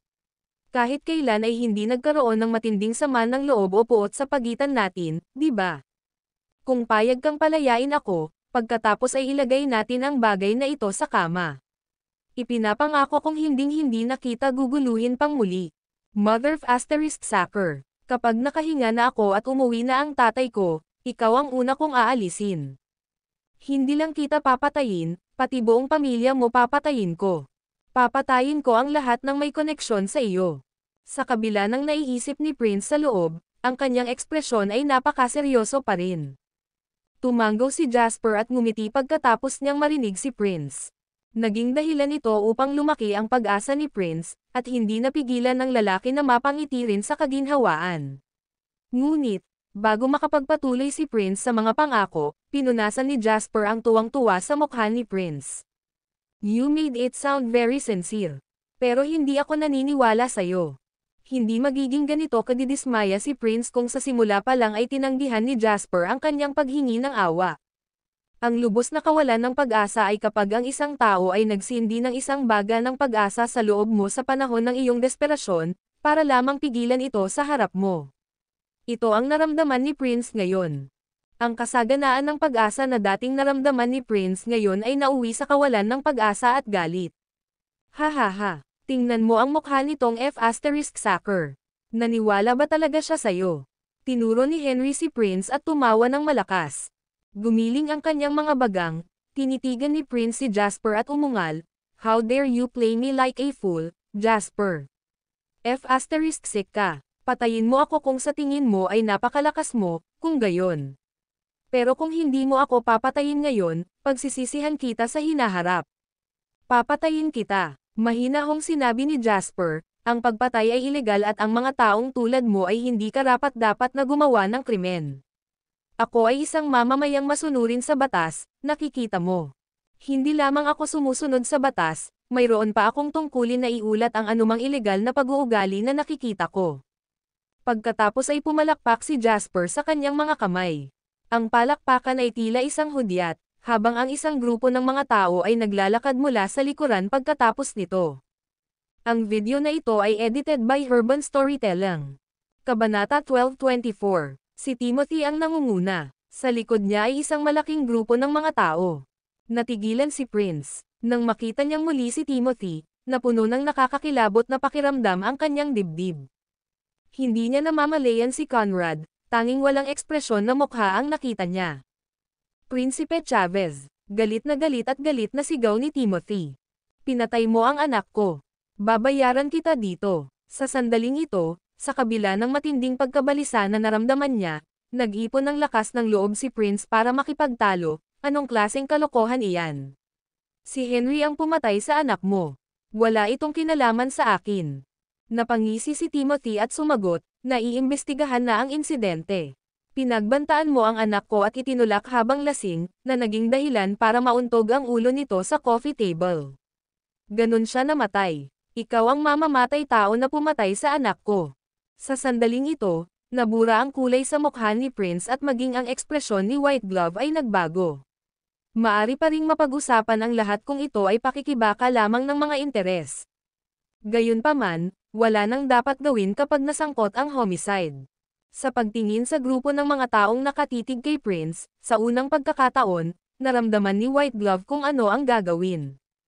Gaano man siya katapat kay Veer, o gaano man kalakas ang tingin niya sa sarili niya, hindi pa rin niya matutulungan si Prince na labanan ang kasong pagpatay na ito. Masyadong mataas ang status ng pamilya Chavez, at napakaraming tao ang nakatingin sa pamilyang ito. Walang sino man ang makatiis sa resulta ng pagpatay na ito. Sa sandaling ito, ang tanging magagawa ng White Glove ay umasa na si Prince ay tunay na walang kinalaman sa pagpatay na ito. Sa kasamaang palad, nadurog ang puso niya nang makita ang walang kulay na kutis ni Prince. Si Prince ay talagang galit na galit ngayon. Gaano man kalakas ang kanilang pamilya, may ilang mga pulang linya na hindi makatawid ng mga bata ng trust fund sa bansa. Lason, pakikipag-armas, at pagpatay. Ang unang dalawa ay nagresulta sa parusang kamatayan habang ang huli ay nagsisiguro ng isang trahedya na wakas. Cut that bullshit. Wala akong ginawa sa anak mo. Sa tingin mo kaya mo akong iframe. Nagpumiglas si Prince sa huling pagkakataon, na parang nag-iisang lobo na lubhang nasaktan. Prinsipe Chavez, huwag mong isipin na dahil lang sa makapangyarihan ang iyong pamilya ay nangangahulugan na ang lahat ay matatakot sa iyo. Maaaring hindi kasing yaman ng pamilya Chavez mo ang pamilya ko sa Burke, at madali akong maalis ng pamilya mo, pero ano ang dapat kong katakutin kapag namatay ang nag-iisang anak ko? Itataya ko ang sarili kong buhay kung ang ibig sabihin nito ay babayaran kita. Sigaw ni Timothy sa sobrang galit habang nakatitig kay Prince na duguan ang mga mata. Napaatras si Prince at muling tumingin kay Conrad. Magsasalita pa sana siya nang marinig niyang sinabi ni Conrad kay Timothy na nakangiti, "Nasa harapan mo ang iyong kaaway, Mr. Burke, ano pa hinihintay mo, gawin mo siyang bayaran ang kanyang presyo." Ang mga salita ni Conrad ay matalinghagang sinipa si Prince sa kailaliman. F*** ka, Conrad. Ikaw ang may ideya pero ikaw din ang unang magbenta sa akin kapag may problema. Tumingin si Conrad kay Prince at mahinahong sinabi, "Hindi ko alam ang sinasabi mo." Gayon din, mangyaring huwag magbulalas ng walang kaparerikan. Dinadala mo na ang bigat ng pagpatay. Gusto mo rin bang harapin ang mga kasong defamation? May gustong sabihin pa si Prince pero biglang naputol ang tunog ng sirena ng pulis sa kwarto. Walang ekspresyon na pinagmamasdan ni Jasper ang kaguluhan sa kanyang harapan. Hindi niya alam kung ano ang gagawin ni Timothy sa kanyang galit, kaya mas mabuting ibigay na lang sa pulis ang mga ganitong insidente. Isang grupo ng mga unipormadong opisyal ang sumugod sa pinangyarihan habang ang lalaking nangunguna sa kanila ay lumakad para kausapin si Prince. "Prince Chavez, pinaghihinalaan kang sangkot sa pagpatay kay Halbert Burke, at ikaw ang pangunahing sospek. Ipinapatawag ko kayo ayon sa batas, mangyaring makipagtulungan sa aming investigasyon." Pagkatapos, winagawi niya ang kanyang mga kamay nang lumapit agad ang dalawa niyang kampan para pigilan si Prince. Walang tigil sa pagpupumiglas si Prince habang umuungal, "Bitawan mo ako. Tatay ko si Ver Chavez. Hindi ka maglalakas loob na arestuhin ako." Ang video na ito ay edited by Urban Storytelling. Kabanata 12:25. Napailing si Jasper nang marinig ang sinabi ni Prince. Nabaliw na talaga ang lalaking ito. Hindi siya magsasabi ng isang bagay na katangahan kung hindi siya ganito. Gaya ng inaasahan, sumigaw ang medyo may edad na, "Wala akong pakialam kung sino ang tatay mo. Kailangan mong harapin ang mga legal na kaso kung nagawa mo ang krimen. Putulin mo ang kalokohan at dalhin mo siya." Ang ilang mga opisyal ay nagsimulang kaladkarin si Prince upang umalis. Sa sandaling ito, walang ibang pagpipilian ang White Glove kundi humakbang pasulong. "Teka, panipi." Ang nasa katanghaliang gulang na lalaki ay tumingin kay White Glove ng maingat at nagtanong sa isang mataimtim na tono, "Sino ka?" Sumagot si White Glove, "Isang empleyado ng pamilya Chavez." Walang ekspresyong tugon ng nasa katanghaliang gulang, "Kahit na empleyado ka niya, mangyaring huwag kaming hadlangan sa pagganap ng aming mga opisyal na tungkulin." Sagot ni White Glove, "Empleyado ako ng pamilya Chavez, hindi niya personal na empleyado. Wala rin akong intensyon na hadlangan ang iyong mga opisyal na tungkulin. Inaasahan ko lang na hayaan mo siyang tumawag sa kanyang ama bago mo siya dalhin." Tila naliwanagan si Prince nang marinig ang White Glove. Nagpumiglas siya at sumigaw, "Tama. Kailangan kong tawagan ang aking ama. Wala kang karapatan na pigilan akong tawagin ang tatay ko." Bahagyang itinaas ni Jasper ang kanyang noo. Kailangang sabihin na sa mga tuntunin ng talino, ang White Glove ay higit na may kakayahan kaysa kay Prince. Isang napaka hindi matalinong pagpili na magprotesta laban sa pag-aresto sa sandaling iyon. Ang pinakamahusay na hakbang ay ang makipag-ugnayan kaagad kay Vir. Gayunpaman, wala nang magagawa. Ang plano ng White Glove ay mapapahamak sa simula. Gaya ng inaasahan, nanatiling hindi kumikibo ang middle-aged na lalaki habang sumagot, "Pasensya na po. Ngunit si Prince Chavez ay kasalukuyang isang malaking sospek, at ayon sa aming mga regulasyon, hindi siya pinapayagang makipag-ugnayan sa sinuman maliban sa kanyang abogado." Bahagyang kumunat ang noo ni White Glove at galit na sumulyap kay Prince. Pagkatapos, tahimik siyang umatras para sabihin na hindi na niya sila pipigilan pa. Bahagyang lumuwag ang ekspresyon ng nasa katanghaliang lalaki sa nakita at ikan-away ang kanyang kamay. "Dalhin mo siya." Bago umalis si Prince, Ibinaling ng lalaki ang ulo para titigan sina Jasper at Conrad bago ito mapang-asar na sinabi, "Wait lang kayong dalawa. Mamamatay kayong dalawa kapag nakalabas na ako." Hinayla tuloy si Prince bago pa niya matapos ang pananakot sa kanila. Pagkaalis ni Prince, lumapit si White Glove kay Jasper at walang ekspresyon na sinabi, "Jasper Lane, tama ba? Marami akong nabasa tungkol sa iyo." Isang karangalan, mahinahong sagot ni Jasper. Hinatak ni White Glove ang gilid ng kanyang bibig at makahulugang sinabi, "Ang nangyari sa stock market ay maituturing na laro ng bata. Hindi iyon pinansin ng matandang master. Pero sa tingin ko ay hindi na niya hahayaan ang bagay na ito ng ganoon kadali." Ito ba ay isang salita ng payo o isang babala? Pinanangkitan ni White Glove si Jasper at sumagot, "Depende kung paano mo ito ay interpret." Paumanhin, ngunit hindi ako nakakaintindi ng mga bagay. Nagkibit balikat si Jasper. Nakangiting tinanong niya, "O marahil ay ipinahihiwatig mo na ito ay mga bagay na kayang gawin ni Prince, ngunit bawal ako." Si Prinsipe ang nag-frame kay Henry. "Ang ginawa ko lang ay isiniwalat ang katotohanan sa likod ng pangyayari. Kung ikukumpara ang katangian ng dalawang pag-uugali na ito, ang aking mga aksyon ay hindi mabilang na mas mahusay, hindi ba?" White Glove harumphed at binigyan ng isang matinding tingin si Jasper bago siya tumalikod para umalis. Ang video na ito ay edited by Urban Storytelling. Kabanata 12:26. Nakatayo sa tabi ni Jasper, tinitigan ni Julian ang likod ni White Glove at sinabing, "Maaari ko siyang patuloyin kung gusto mo, Jasper." Kinawayan siya ni Jasper at sumagot, "Hindi na kailangan. Subordinate lang siya ni Veer, at ang pagtanggal sa kanya ay walang magbabago. Si Veer Chavez ang pangunahing pinagkakaabalahan namin." Hindi na kumibo si Julian nang marinig niya ito. Walang alam si Julian pagdating sa kapangyarihan at pagpaplano, ngunit hindi siya natatakot sa sinuman pagdating sa mga pisikal na away. Ang tanging taong nagbanta sa kanya ay ang lalaking nasa tabi ng munting prinsipe. Mahusay ang White Glove, ngunit hindi magpapatalo si Julian laban sa kanya. Pagkaalis ni White Glove, lumapit si Timothy kina Jasper at Henry bago yumuko ng malalim sa dalawa. "Pasensya na talaga, Mr. Lane, Mr. Lo. Hindi pagkakaunawaan ang lahat noon at nabulag ako sa galit ko. Salamat sa inyong dalawa sa pagtuklas sa katotohanan sa likod ng pagkamatay ng aking anak, kung hindi ay nakaligtas na ang tunay na salarin." Tinapik ni Jasper ang balikat ni Timothy at mahinang sinabi, "Walang masyadong malayo kapag ang isang ama ay naghihiganti para sa kanyang anak. Dahil ito ay isang hindi pagkakaunawaan, ang mahalaga lang ngayon ay ang hindi pagkakaunawaan ay naalis na. Hindi na kailangang makonsensya tungkol dito." Sumulyap si Jasper kay Henry at sinabing, "How about you to shake hands? Ang pagmamahal sa ama ay isang bagay na dapat nating maunawaan." Si Henry ay hindi isang hindi makatwirang tao at sinabing may tense, "Ayos lang. Mas marami kang natalo kaysa sa akin sa pangyayaring ito, kaya hindi ko rin ito iingatan sa iyong ulo." Ngumiti ng pilit si Timothy at sumagot, "Salamat sa inyong pagkabukas palad.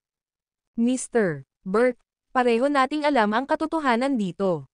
Habang nasasangkot si Prince sa pagkamatay ng anak mo, aksidente pa rin iyon." Mali si Prince, ngunit ang kapangyarihan ng kanilang pamilya at ang mga pangyayari sa kaso ay nangangahulugan na hindi siya masyadong mahihirapan. Baka wala na siya after some time, so anong plano mo? Napaawang ang sulok ng bibig ni Timothy at napabuntong hininga siya ng malalim. Bagamat nagdulot ng matinding kagalakan ang magsabi ng isang bagay na malupit, kinailangang aminin ni Timothy na wala siyang kapangyarihan laban sa isang figurang kasing kapangyarihan ng pamilya Chavez. Mukhang nasa 100 taon na ang lalaki sa sandaling ito at sumagot siya, "Tingnan muna natin kung ano ang mga kaso. Mula sa kung ano ang masasabi ko ngayon, ito ay malamang na isang kaunting kabayaran sa pananalapi at ilang simpleng parusa. Kung tutuusin, hindi niya sinasadyang patayin ang anak ko, pero namatay pa rin ang anak ko dahil sa kanya. Kaya lang, kung kailan ako maghihiganti sa kanya." Napayuko ulit si Timothy sa dalawa. "Wala ako sa mood na tumira pa rito, mga ginoo. So, if you'll excuse me." Tumalikod si Timothy at umalis.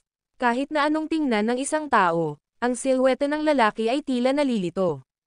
Lumingon si Jasper pagkatapos paalisan si Timothy at napagtanto niyang wala na si Conrad. Kailan umalis si Conrad? Tanong ni Jasper. Umalis siya habang nag-uusap kayong dalawa ni Timothy. Sinabi niya sa akin na ibigay ko ito sa iyo bago siya umalis. May inabot na dokumento si Julian kay Jasper. Natawa si Jasper nang makitang isang company stock transfer agreement iyon na may pirma ni Conrad. Ang utang ay opisyal na sa pagitan ni Conrad at Prince, kaya kailangan pa rin ni Conrad na mag-liquidate nito mismo. Ang paglipat ng mga karapatan ng pinagkakautangan ay isang maliit na pagganap lamang na ginawa nila para kay Prince. Talagang magiging mahirap na isagawa ang paglilipat na iyon. Matapos ilipat ni Conrad ang mga stock ng iba pang dalawang kumpanya kay Jasper, iniligtas niya ang isa para sa kanyang sarili. Matapos ilipat ni Conrad ang mga stock ng iba pang dalawang kumpanya kay Jasper, iniligtas niya ang isa para sa kanyang sarili. Pareho silang nanatiling tahimik at tahimik. Kinuha nila ang kani-kanilang benepisyo at nagpatuloy. Magiging magkaibigan man sila o magkaaway sa susunod na pagkikita nila ay nasa tadhana na. Now that this is finally over, let's go. Ako ang nagbabayad, kaya kumain tayo ng masarap at magpahinga. Inunat ni Jasper ang likod at nakangiting sabi. Ang video na ito ay edited by Urban Storytelling. Kabanata 12:27. Ang labanan nina Jasper at Prince ay dumating at mabilis, tulad ng isang napakalaking bagyo ng hangin. Ang mga tao sa loob ng industriya ay nanunood pa rin sa sitwasyon at hinuhulaan kung ang malaking kapital ng Clearseas ay papasok sa merkado upang tulungan ang kanilang prinsipe ng korona kapag ang labanan ay biglang natapos. Umalis si Jasper ng buong tagumpay. Siyempre, lahat ay matalino at alam nila na ang usapin ay malayong matapos. Kasalukuyang pinipigilan si Veer ng isang bagay sa labas ng bansa. Para sa mga matandang tusong tao na tulad niya, ang isang maliit na isyu o ilang problema na kinakaharap ng kanilang anak ay hindi gaanong mahalaga kaysa sa ilang malaking partnership na formal nilang pinag-uusapan. Sa isang grupo na kasing laki ng Clearseas, ang tatlong nakalistang kumpanyang ito ay halos hindi maituturing na mahahalagang negosyo, kaya hindi sulit na gumawa ng malaking deal sa pagkawala ng mga ito. Ang tanging bagay na maaaring gamulo sa kanya ay ang pagkakasangkot ni Prince sa isang homicide. Sinuri ni Jasper ang kasalukuyang sitwasyon kasama si Henry sa restaurant. Higit pa sa pagsusuklay sa sitwasyon, sinusubukan ni Jasper na gabayan si Henry na maunawaan ang proseso ng pag-iisip ng isang tao mula sa mas mataas na katayuan pati na rin ang kanilang pananaw. Napagtanto din ni Henry na ang insidenteng ito ay talagang nakaapekto sa kanya sa ilang antas. Itinuro nito sa kanya na sa harap ng mga tunay na big shot, ang simpleng pagkakakilanlan ng ikatlong henerasyon ng pamilya Lo ay malayo sa sapat. Sa huli, ang pagkakaroon ng malakas na background kapag nakikipaglaban sa isang taong may sapat na mataas na ranggo ay nagsisiguro lamang na hindi siya mamamatay. Pagkatapos ng lahat, walang sino man ang magnanais na ipagsapalaran ang isang ganap na digmaan sa pamilya ng batas sa pamamagitan ng pagpatay kay Henry. Kung gayon, ano ang susunod nating gagawin? Tanong ni Henry. Umiling si Jasper ngunit hindi nakikisali sa paksa ni Henry. Sa halip, kinuha niya ang kanyang baso ng alak at ikinawit ito kay Henry bago siya nagtanong, kailan ka babalik sa Harbor City? Tumingin si Henry kay Jasper na parang multo ang isa. Paano mo nalaman na babalik ako? After what happened this time, there's no way you can still fall around here in the mainlands. Alinman sa pagsasama-sama mo sa iyong buhay sa sandaling bumalik ka sa oras na ito, o manatili ka sa Harbor City nang masunurin sa natitirang bahagi ng iyong buhay. Nagdilim ang ekspresyon ni Henry. Nasaktan siya nang sinabi ni Jasper. Habang ang Harbor City ay mas maunlad pa kaysa sa mainlands, at mayroong maraming mas magagandang lugar upang magsaya sa sarili doon, ang problema sa Harbor City ay ang lugar ay masyadong maliit. Matagal nang nasiyahan si Henry sa kanyang pagpupuno sa Harbor City, kaya ang mainlands ay medyo mas kaakit-akit sa kanya. Higit sa lahat, nasa maagang yugto pa lang ang relasyon nila ni Jill. Habang ang dalawa ay kasalukuyang nag-aaway, ang bawat relasyon ay may mga tagumpay at kabiguan, at hindi siya susuko kay Jill sa isang bagay na hindi gaanong mahalaga. Babalik ako at tingnan kung ano ang sinasabi ng aking ama. Naiinip na ako sa Harbor City, so worst come to worst, sasangayon na lang ako sa ilang kondisyon na kinasasangkutan ng pagkawala ng autonomiya, pero magiging sarili kong tao. Malaki ang tiwala ni Henry. Ngumiti si Jasper at sumagot, may 1 buwan pa bago ako magsimulang mag-set up para sa malaki at kumikitang plano. Manatili sa Harbor City bago iyon, at ipapalabas kita sa iyong ama kapag dumating ang tamang oras. Nagliwanag ang mga mata ni Henry at ang magandang balitang ito ay agad na naglaho sa karamihan ng kalungkutan na naramdaman niya sa pagkalagkad at pagkakulong sa bahay ng kanyang ama. Deal. Sa sandaling nagpasya siyang umalis, wala nang saysay na tumira pa. Kaya, pagkatapos ng tanghalian noong hapong iyon, bumili si Henry ng tiket pabalik sa Harbor City mula sa Waterhoof City. Pagkaalis ni Henry, nagsimulang makipag-usap si Jasper kay Jake. Ito ay isang malaking pagkakataon na nakita ni Jasper mula nang siya ay muling magkatawang tao. Ang pinakamalaking pagkakataon na kumita ng malaking pera sa loob ng susunod na 5 taon. Inaasahan din ni Jasper na manalo ng malaki sa pagkakataong ito, at naipon na niya ang lahat ng kapital na kakailanganin ng JW sa pagsisimula nito. Hindi pa masyadong maaga para magplano para sa isang bagay na ganito kalaki. I clear ang lahat ng aking mga securities account sa share market ng United States.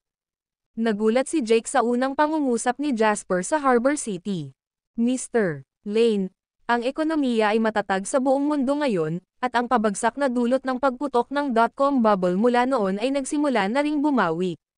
Ayon sa aming mga hula, napakalayo pa rin namin sa tuktok. Ang pagbebenta ng mga securities ngayon ay pagsuko ng lahat ng interes na maaari nating makuha sa maikling panahon. Bilang subordinate ni Jasper, at isang mahalagang figure sa pamumuho ng Learn, may karapatan si Jake na magmungkahi ng kanyang mga opinyon kay Jasper.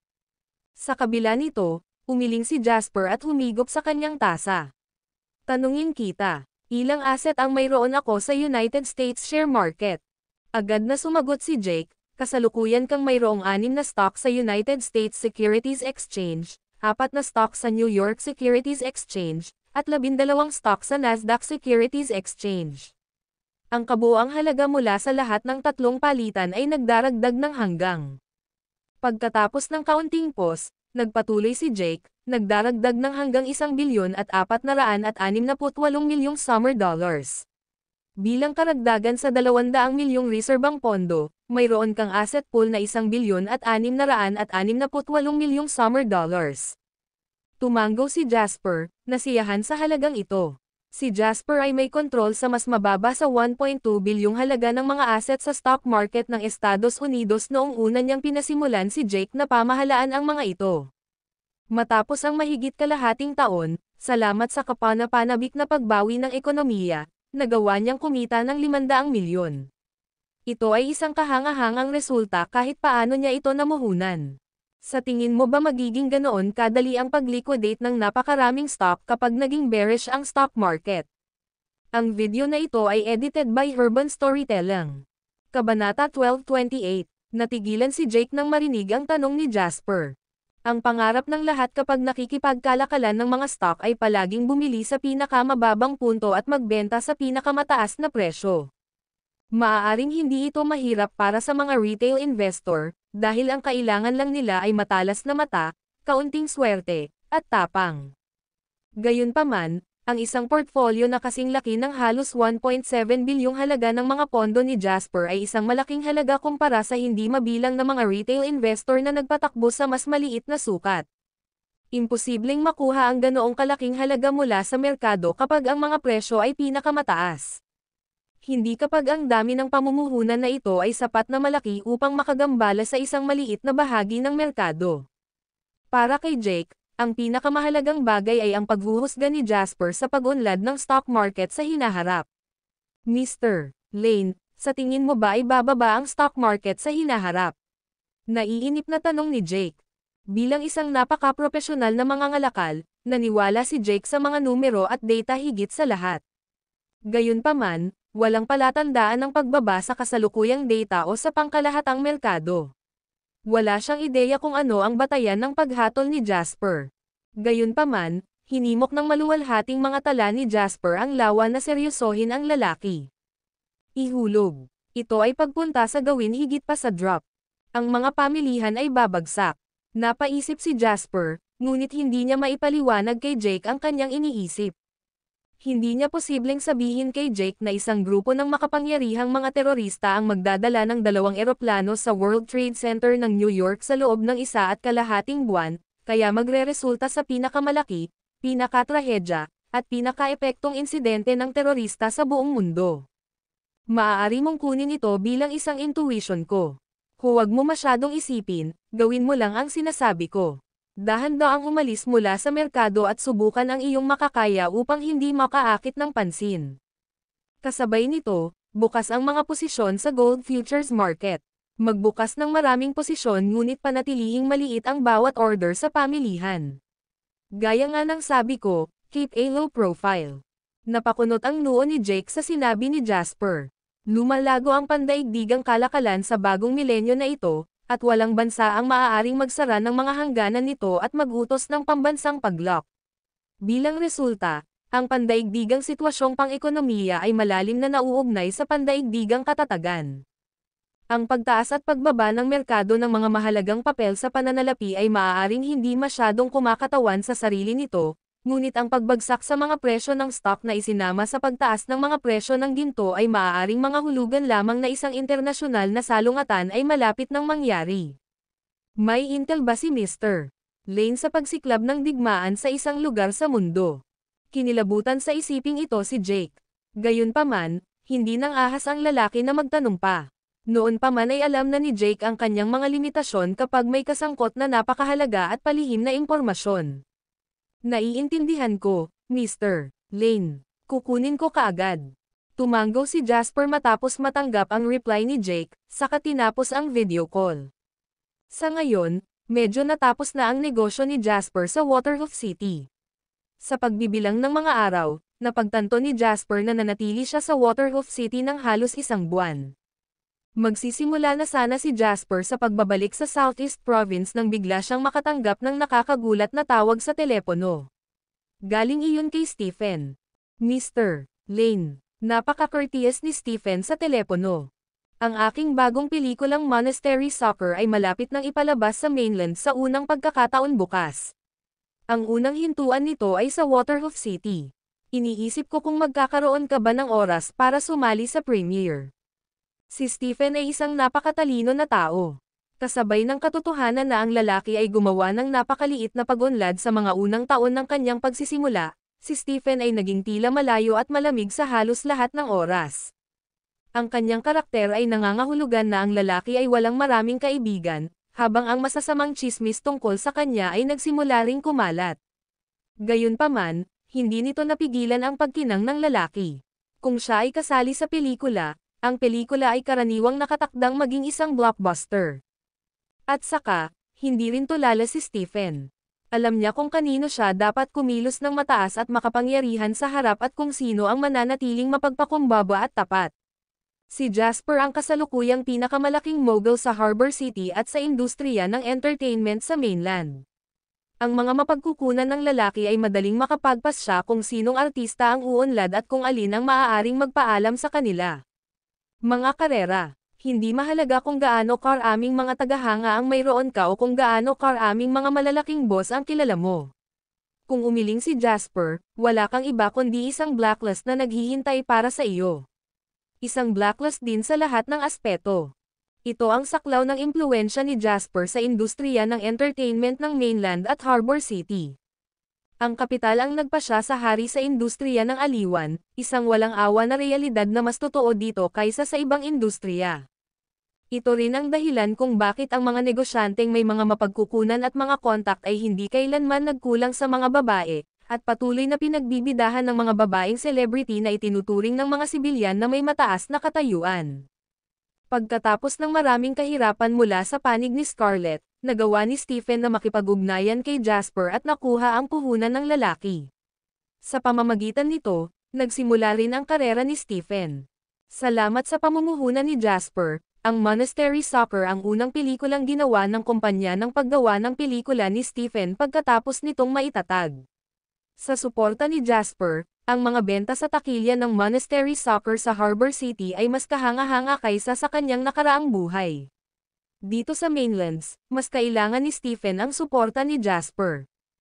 Habang si Jasper, sa buong katapatan, nakalimutan sana ng lalaki ang tungkol sa kanyang pamumuhunan sa kumpanya ng pelikula ni Stephen kung hindi nagkusa ang lalaki na tawagan siya. Walang magawa, masyadong lumawak ang negosyo ni Jasper. Kung hindi para sa quarterly financial evaluation na pinatakbo ng kanyang kumpanya, walang paraan na maaalala ni Jasper ang lahat ng asset at proyektong kanyang ipinuhunan. Sa resultang ito, tiyak na magiging maganda ang benta ni Stephen sa takilya sa ibang mga lugar sa buong mundo sa hinaharap. Hindi banggitin na ang Monastery Soccer ay hindi may palabas sa mga sinehan sa mainland sa kanyang nakaraang buhay. Salamat sa tulong ng Easy Media sa pagkakataong ito, tila walang isyu sa pagpapalabas ng pelikula sa mainlands. Bukas ang premiere nito, tulad ng inaasahan. Malaki talaga ang kinikita ng mga film production. Naisip ni Jasper ang 10 milyong US dollars na ipinuhunan niya kay Stephen. Mula sa pelikulang ito lamang, pagkatapos magbayad ng produksyon, advertisement, pamamahagi ng teatro, at mga gastusin sa channel ng pagbebenta, makakakuha siya ng higit sa kalahati ng pangunahing halaga. Hindi nagtagal ay nasa magandang mood si Jasper dahil naramdaman niya ang magandang kinabukasan ng entertainment media. Ang video na ito ay edited by Urban Storytelling. Kabanata 12:29. Kinabukasan, unang pinuntahan ni Jasper ang maamo at malambot na si Tiffany mula sa Hawthorne University. Ang babaeng ito ay mahilig manood ng mga pelikula ni Stephen sa kanyang nakaraang buhay at palagi siyang nagrereklamo kung paano kailangang manood ng mga pelikula ni Steph sa mga sinehan. Kaya naman, sa tuwing ipapalabas ang mga pelikula ni Stephen sa mga sinehan noong nakaraan niyang buhay, palagi niyang kinakaladkad si Jasper para panoorin ito kasama niya. Ito ay isang pakiramdam na ibinahagi ng karamihan sa mga bata ng 80 sa mainlands. Kaya naman, hindi siya nakalimutan ni Jasper sa pagkakataong ito. Talaga, sinadya mo ba, Jasper? Pwede ba talaga tayong pumunta sa premiere? Matagal na naming narinig ang tungkol dito ng ilan sa mga kaklase ko. Ito ang unang pagkakataon na mag-launch ang pelikula ni Steph sa mainlands at maraming mga kaklase ang nagpaplanong pumila ng magdamag para bumili ng mga tiket kapag ipinalabas na ito sa mga sinehan. Napangiti si Jasper nang marinig ang excitement ni Tiffany. Worth it ang lahat kung napasaya nito si Tiffany. Not to mention, masasabi ni Jasper sa mga reaksyon ni Tiffany at ng kanyang mga kaibigan nakikita ng malaking pera ang Monastery Soccer sa pagkakataong ito. Dahil man ito sa kalidad ng produksyon ng Monastery Soccer, pagbabrand ni Stephen, o sa pagpapahalaga ng mainlander kay Stephen, isang himala ang nakatakdang mangyari sa mga benta sa takilya. Siyempre sinadya ko, kailan pa ako nagsinungaling sayo? Nakangiting tanong ni Jasper. Jasper, marami bang celebrity doon? Nag-aalalang tanong ni Tiffany. Napaisip muna si Jasper bago siya sumagot. Hindi pa siya nakadalo sa isang premiere bago, ngunit nakita niya ang eksena mula sa lahat ng uri ng entertainment news channels dati. Karaniwang nag-iimbita ang host, mabubuting kaibigan at mabibigat na figure na kilala nila sa industriya para i-hype ang premiere. Hindi banggitin na parehong pinahahalagahan ng Easy Media ng mainland at ng Advent Entertainment Group ng Harbor City ang premiere na ito. Ang pelikulang ito ay ang unang pagtatangka na ginawa ng Harbor City upang ipakilala ang kanilang mga pelikula sa mainland market, kaya halos tiyak na magkakaroon ng maraming kaguluhan sa paligid nito. Dapat meron, tumanggo si Jasper at pinagtibay. Sobrang kinakabahan ako, mahinang sabi ni Tiffany. Ang mga celebrity ay tao rin. Walang dapat kabahan. Who knows, baka sila pa ang magpapasaya sa iyo pagdating ng panahon, nakangiting sabi ni Jasper. Dahil sa kasalukuyang katayuan ni Jasper sa industriya ng entertainment ng dalawang teritoryo, hindi nagpapakitang gilas ang lalaki nang sabihin niya ito. Gayunpaman, hindi iyon alam ni Tiffany, kaya naisip niyang banibiro lang siya ni Jasper. Hindi nagtagal ay dumating ang sasakyan sa nabook na venue, Golden Exchange International Cinemas. Bilang sariling negosyo ng estado, ang Golden Exchange ay ang kauna-unahang national theater chain at kasalukuyang pinaka-high class na sinehan sa bansa. Sa sandaling ito, ang sinehan ay pinalamutian na para sa premiere ng Monastery Soccer. Maraming mga reporter ang nagsasagawa ng mga panayam sa magkabilang panig ng carpet bilang isang grupo ng mga excited na tagahanga ng pelikula na napiling manood ng premiere na nakapila sa labas ng venue. Bago pa man sila makapasok, Ang mas mahalagang agenda sa itinerary ay ang pagdating ng mga celebrity. Medyo ilang celebrities na ang dumating sa oras na dinala ni Jasper si Tiffany sa eksena. Kailangang aminin ng isa na ang Easy Media at Advent Entertainment Group ay walang kapantay sa industriya ng entertainment. Ang bawat celebrity, anuman ang katayuan sa mainlands at Harbor City, ay sinubukan ang kanilang makakaya upang lumahok sa premiere na ito. Ang pagdalo sa premiere na ito ay magbibigay sa kanila ng pagkakataong makilala si Stephen at posibleng makatrabaho ang lalaki. Higit sa lahat, maaaring makipag-ugnayan ang mas maswerteng mga celebrity sa mga senior executive ng Easy Media o Advent Entertainment Group, kung saan sila ay itatakda habang buhay. Nang makalabas sina Jasper at Tiffany sa sasakyan, ang tanawing nakilala nila ay ang engrandi ng isang napakasopistikadong seremonya ng parangal. MS. Bulaklak, pwede bang magtanong? Ang video na ito ay edited by Urban Storytelling. Kabanata 1230. Mr. Williamson, narinig ko na ikaw at MS. Barlow, ang iyong kamakailang proyekto sa mukhang dumating na rin ang lahat ng tanyag at nangungunang celebrity sa mainlands at Harbor City. Hindi ipinaalam ni Jasper sa Easy Media o JW Entertainment Group na siya ay pumapasok. Sinabi pa ni Jasper kay Stephen na gusto niyang pumunta sa medyo low-profile na paraan. Kaya, ang pagdalo ni Jasper ay ganap na incognito na walang nakakaalam ng kanyang pagdating. Kakababa lang ni Jasper at Tiffany sa sasakyan nang magsimulang mag-flash ang mga kamera at lumabo ang kanyang paningin. Relax ka lang. Ang mga reporter na ito ay kumukuha lamang ng mga larawan ng mga kilalang tao. Ang kailangan lang nating gawin ay huwag pansinin sila at pumasok. Pag-aalo sa kanya ni Jasper nang makitang bahagyang naten si Tiffany. Mahigpit na hinawakan ni Tiffany ang kamay ni Jasper at tumango. Gulat na gulat siyang tumingin sa mga kilalang tao na napapaligiran at ini-interview ng mga mamamahayag. Napakaraming tao ang sumisigaw sa kanila para sa mga panayam, Jasper. Napakamaharlika. Sinundan ni Jasper ng tingin si Tiffany at tumingin sa mga tinaguriang prestigious actors and actresses na ito. Natural na naisip niya kung gaano kakumbaba at kagalang-galang ang mga taong ito na yumuko, nag-toast, at nakipag-usap sa kanya nang sabay silang kumain noon. Sabi ni Jasper with a crescent-eyed smile, I can raise you to their level if you want. Baka maging sikat kagaya nila. Ngumiti si Tiffany bilang tugon. Hindi salamat, hindi ako marunong kumanta at hindi rin ganoon kagaling ang acting skills ko. Hindi ko kakayanin. Pagdating sa performing arts, lahat ng ito ay nauuwi sa pera. Kung oo ang sabi ng pera, makukuha mo ito kahit gaano kakagaling. If the money says no, then you'll never make it big regardless of your capabilities, makahulugang sabi ni Jasper. Napakurap si Tiffany. Inosente at hindi sanay sa lupit ng realidad, hindi niya talaga maintindihan ang ibig sabihin ni Jasper. Habang nag-uusap ang dalawa at papasok na sana sa venue, isang boses ang umalangaw mula sa likuran. Yung nasa harap, hindi ba ninyo alam na red carpet ito para sa mga celebrity lang? Mawala agad. Isang nakakatang na sigaw ang dahilan ng paglingon ni Jasper. Tanging makita ang isang babae, nakasuot ng mga nines na may disenteng katangian at slim figure. Dito pumapasok ang mga bisita. I'm here to attend the premiere as well, kaya natural lang na pumasok ako mula dito. Pwede ka namang maglakad muna kung nagmamadali ka, pero ano ang agresibo mo? Mahinahong tanong ni Jasper. Ngumisi ang babae at tumingin kay Jasper at Tiffany. After confirming that they were not from within the industry, she said, you guys are guests. Bullsh asterisk T. Lahat ng bisita dito ay malalaking celebrity, at hindi ko kayo nakikilala. Anong karapatan ninyong dalawa na pumasok dito? Sa isang tingin, masasabi kong wala lang kayong dalawa na hindi sikat na artista na sinusubukang samantalahin ang pagkakataong ito na maglakad sa red carpet. Either that or kayong dalawa ay walang isip na fans. Tumigil ka na sa pag-arte.